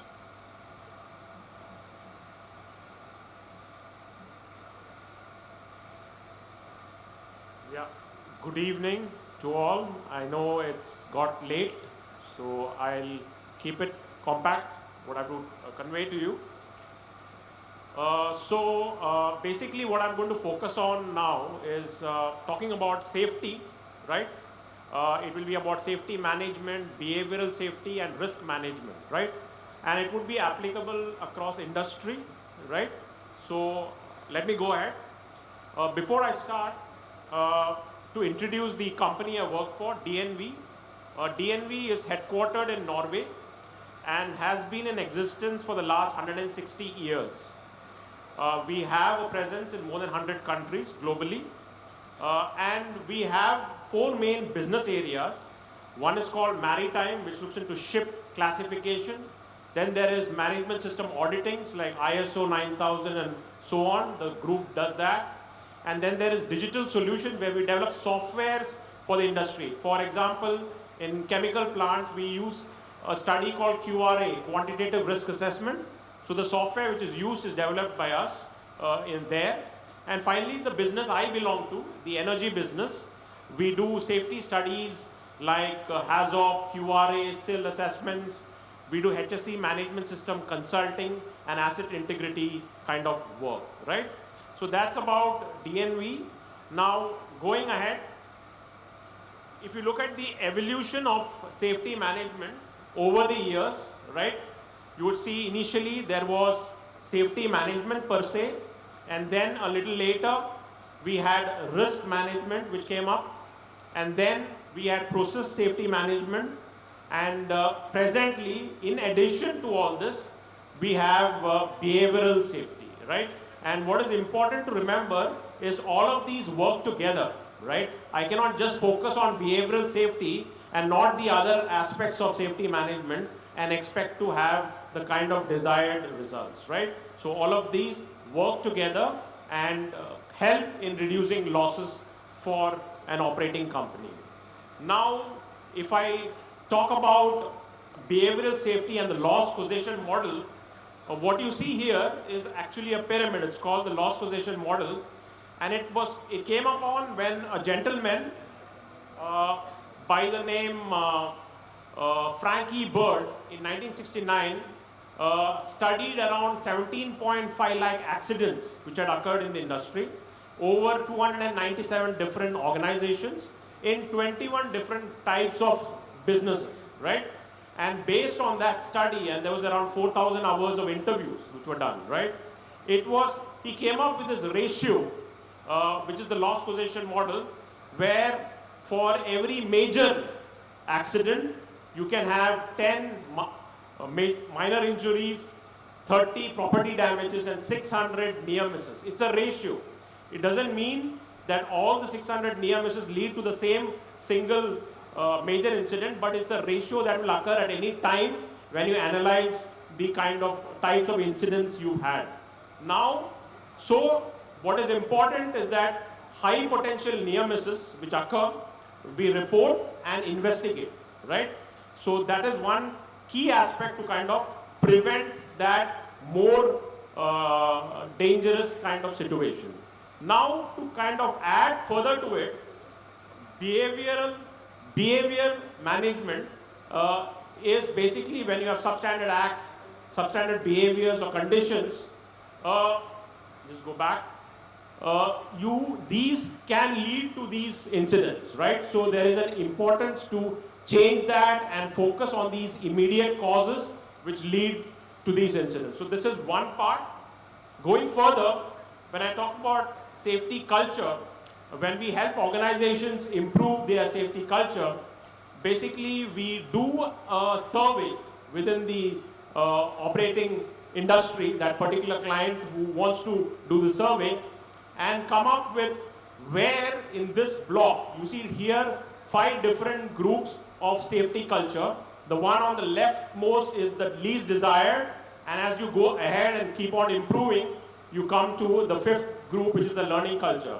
So when we do this survey, we are able to assess that this particular organization, where does the culture fall in? Is it the lowest? Is it in the middle? And based on that, an organization can decide what are the aspects it needs to improve on to get its culture further. And these are not quick actions. These take time, but you can have a target. Okay, I'm at a bureaucratic culture which is in the middle. I want to get to a learning organization culture. I have a target, I'll do it in 3 years or so, right? So that's how we help companies to kind of set up those targets and try to achieve them. Going ahead,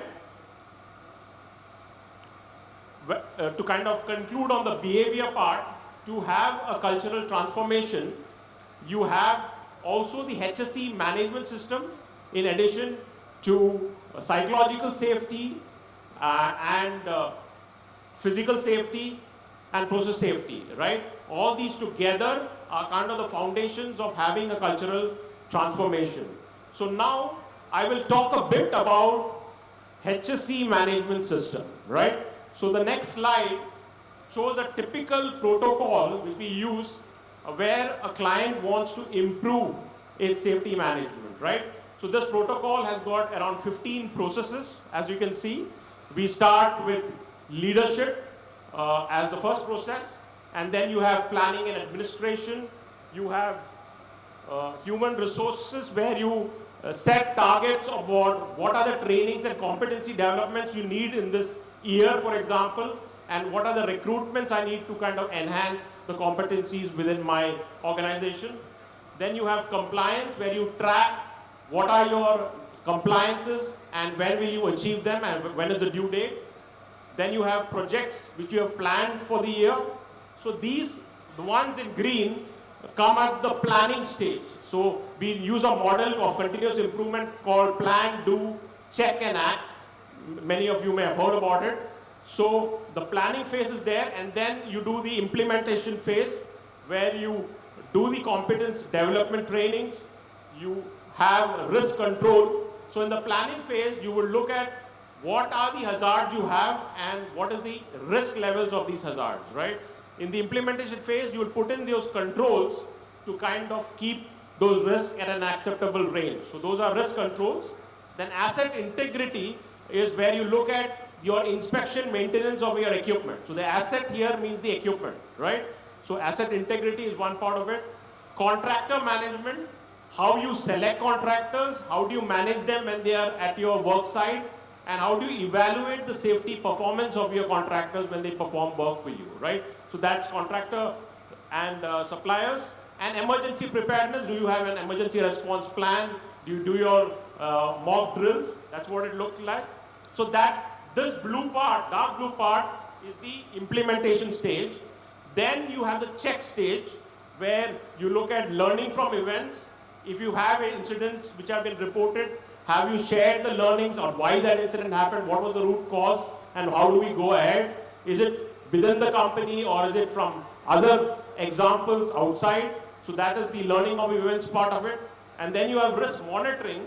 That is, once you put risk controls for this, you have to monitor to check whether those controls are doing their job, right? So you have risk monitoring.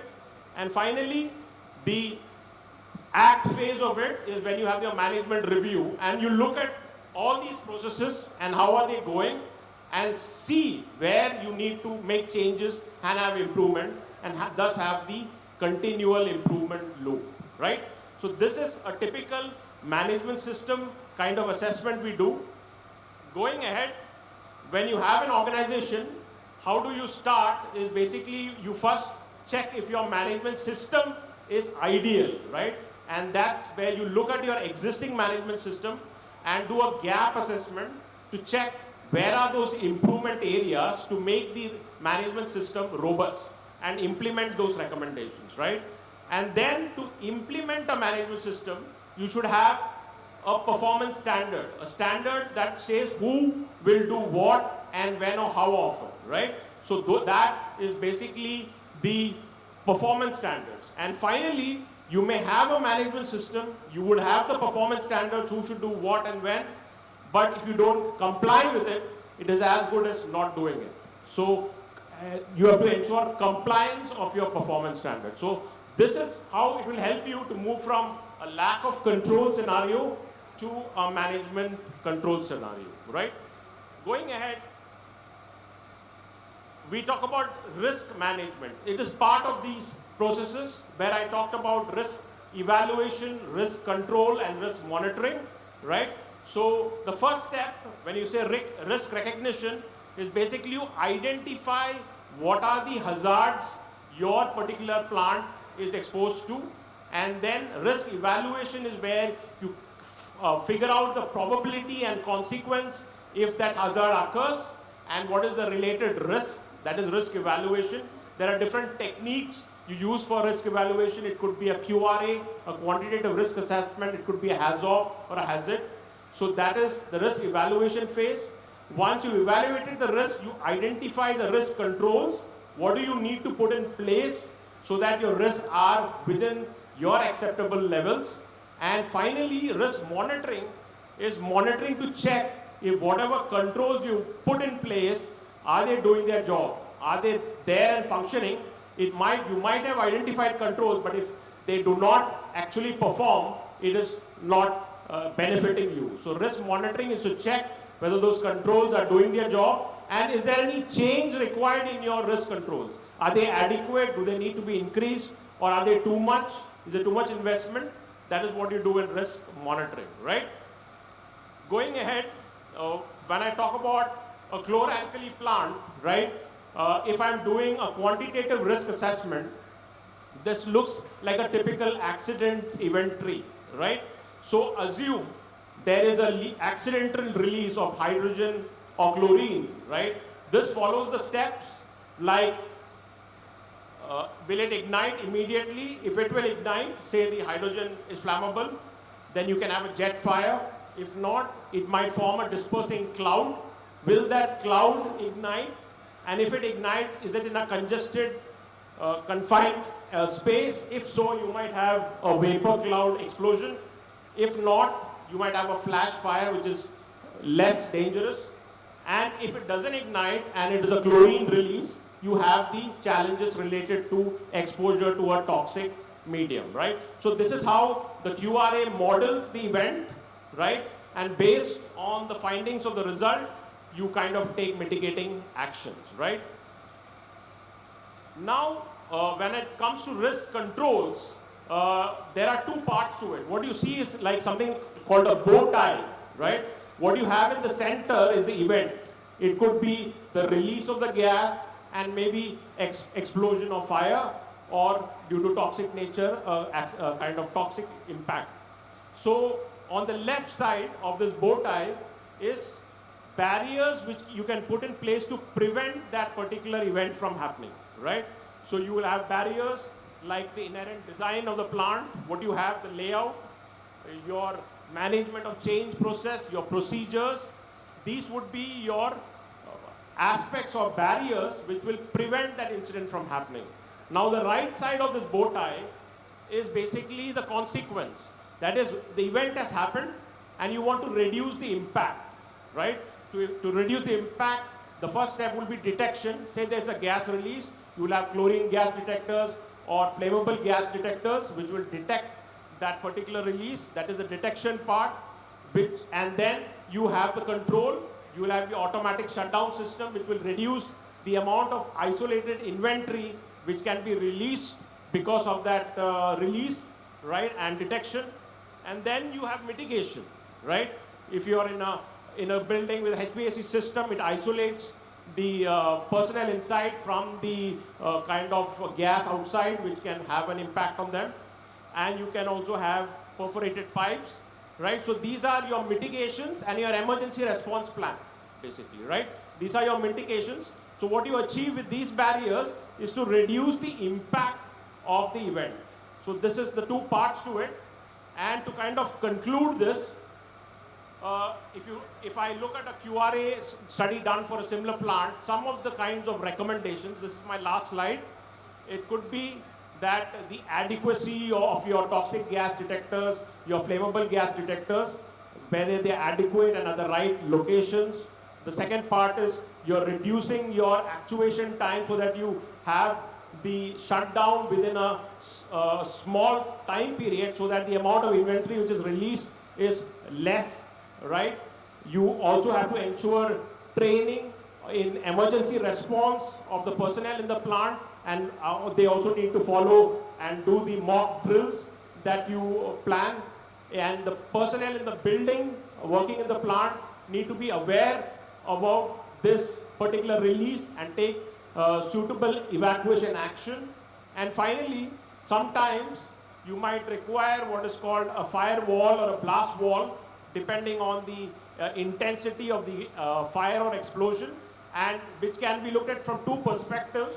One is escalation because of the explosion and related additional hazards which can get actuated, or it could also be talking about your control room, for example. If you lose your control room, you might lose control on your your mitigation plan. So how is it protected? Do you need a blast wall for your control room? Do you need a firewall? So those are the kind of recommendations which come when you do such kind of a study, right? So this kind of concludes what I had to kind of convey to you. I hope I kept the time. Thank you.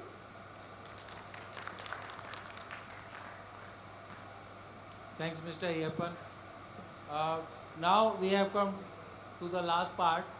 So if anybody has any question to our eminent panelist, please come with the questions and just address to somebody you want to ask. So anybody wants to ask any question? I think now it is late in the evening. Most of the people now lost energy now. So it is good now we close our session. Oh, okay. So this question is about safety. I have heard you. But what is the emergency preparedness if the spillover is on the road? What will be the response time? And how the situation will be controlled? And how the safety personnel, the transportation contractor and the company will take the situation under control? Because as you know, this is a very difficult situation and normal people cannot control it. Just a short question.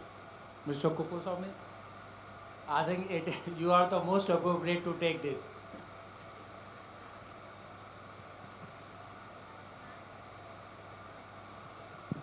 Yeah, am I? Thank you. So the team which has been put in place are trained for the product, and they have been given the necessary apparatus and personal protective equipment. So that team would come into this rescue location and then do what is needed. And their responsibility ends only when the vehicle gets back into our vehicle, or say the product leaves for the destination.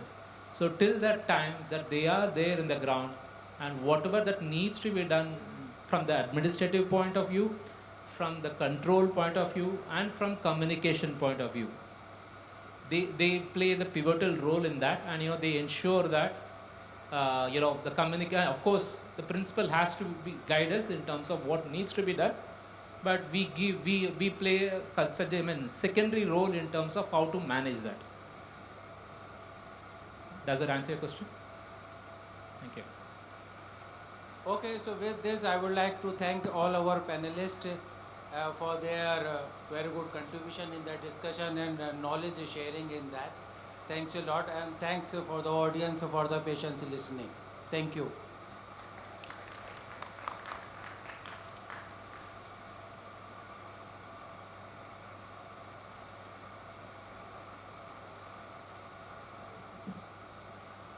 We thank all our panelists on the dais, requesting Mr. Rajeev to please hand over the mementos to all the dignitaries on the dais.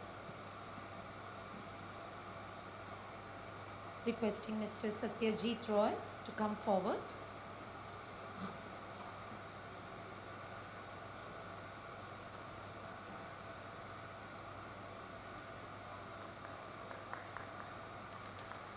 Mr. Yogesh Gujarati to please come forward.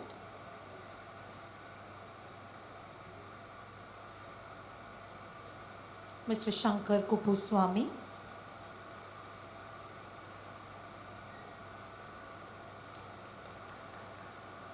Mr. Bhushan Pathak.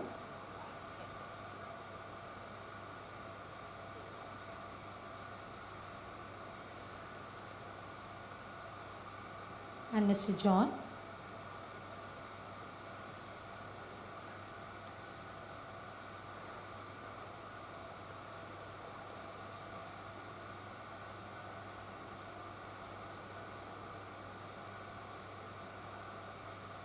We request Mr. John also to hand over the memento to Mr. Rajeev.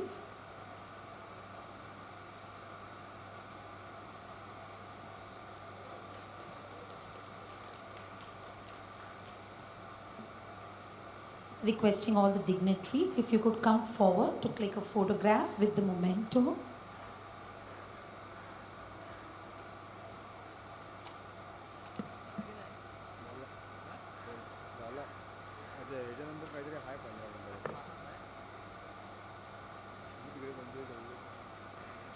Thank you so much.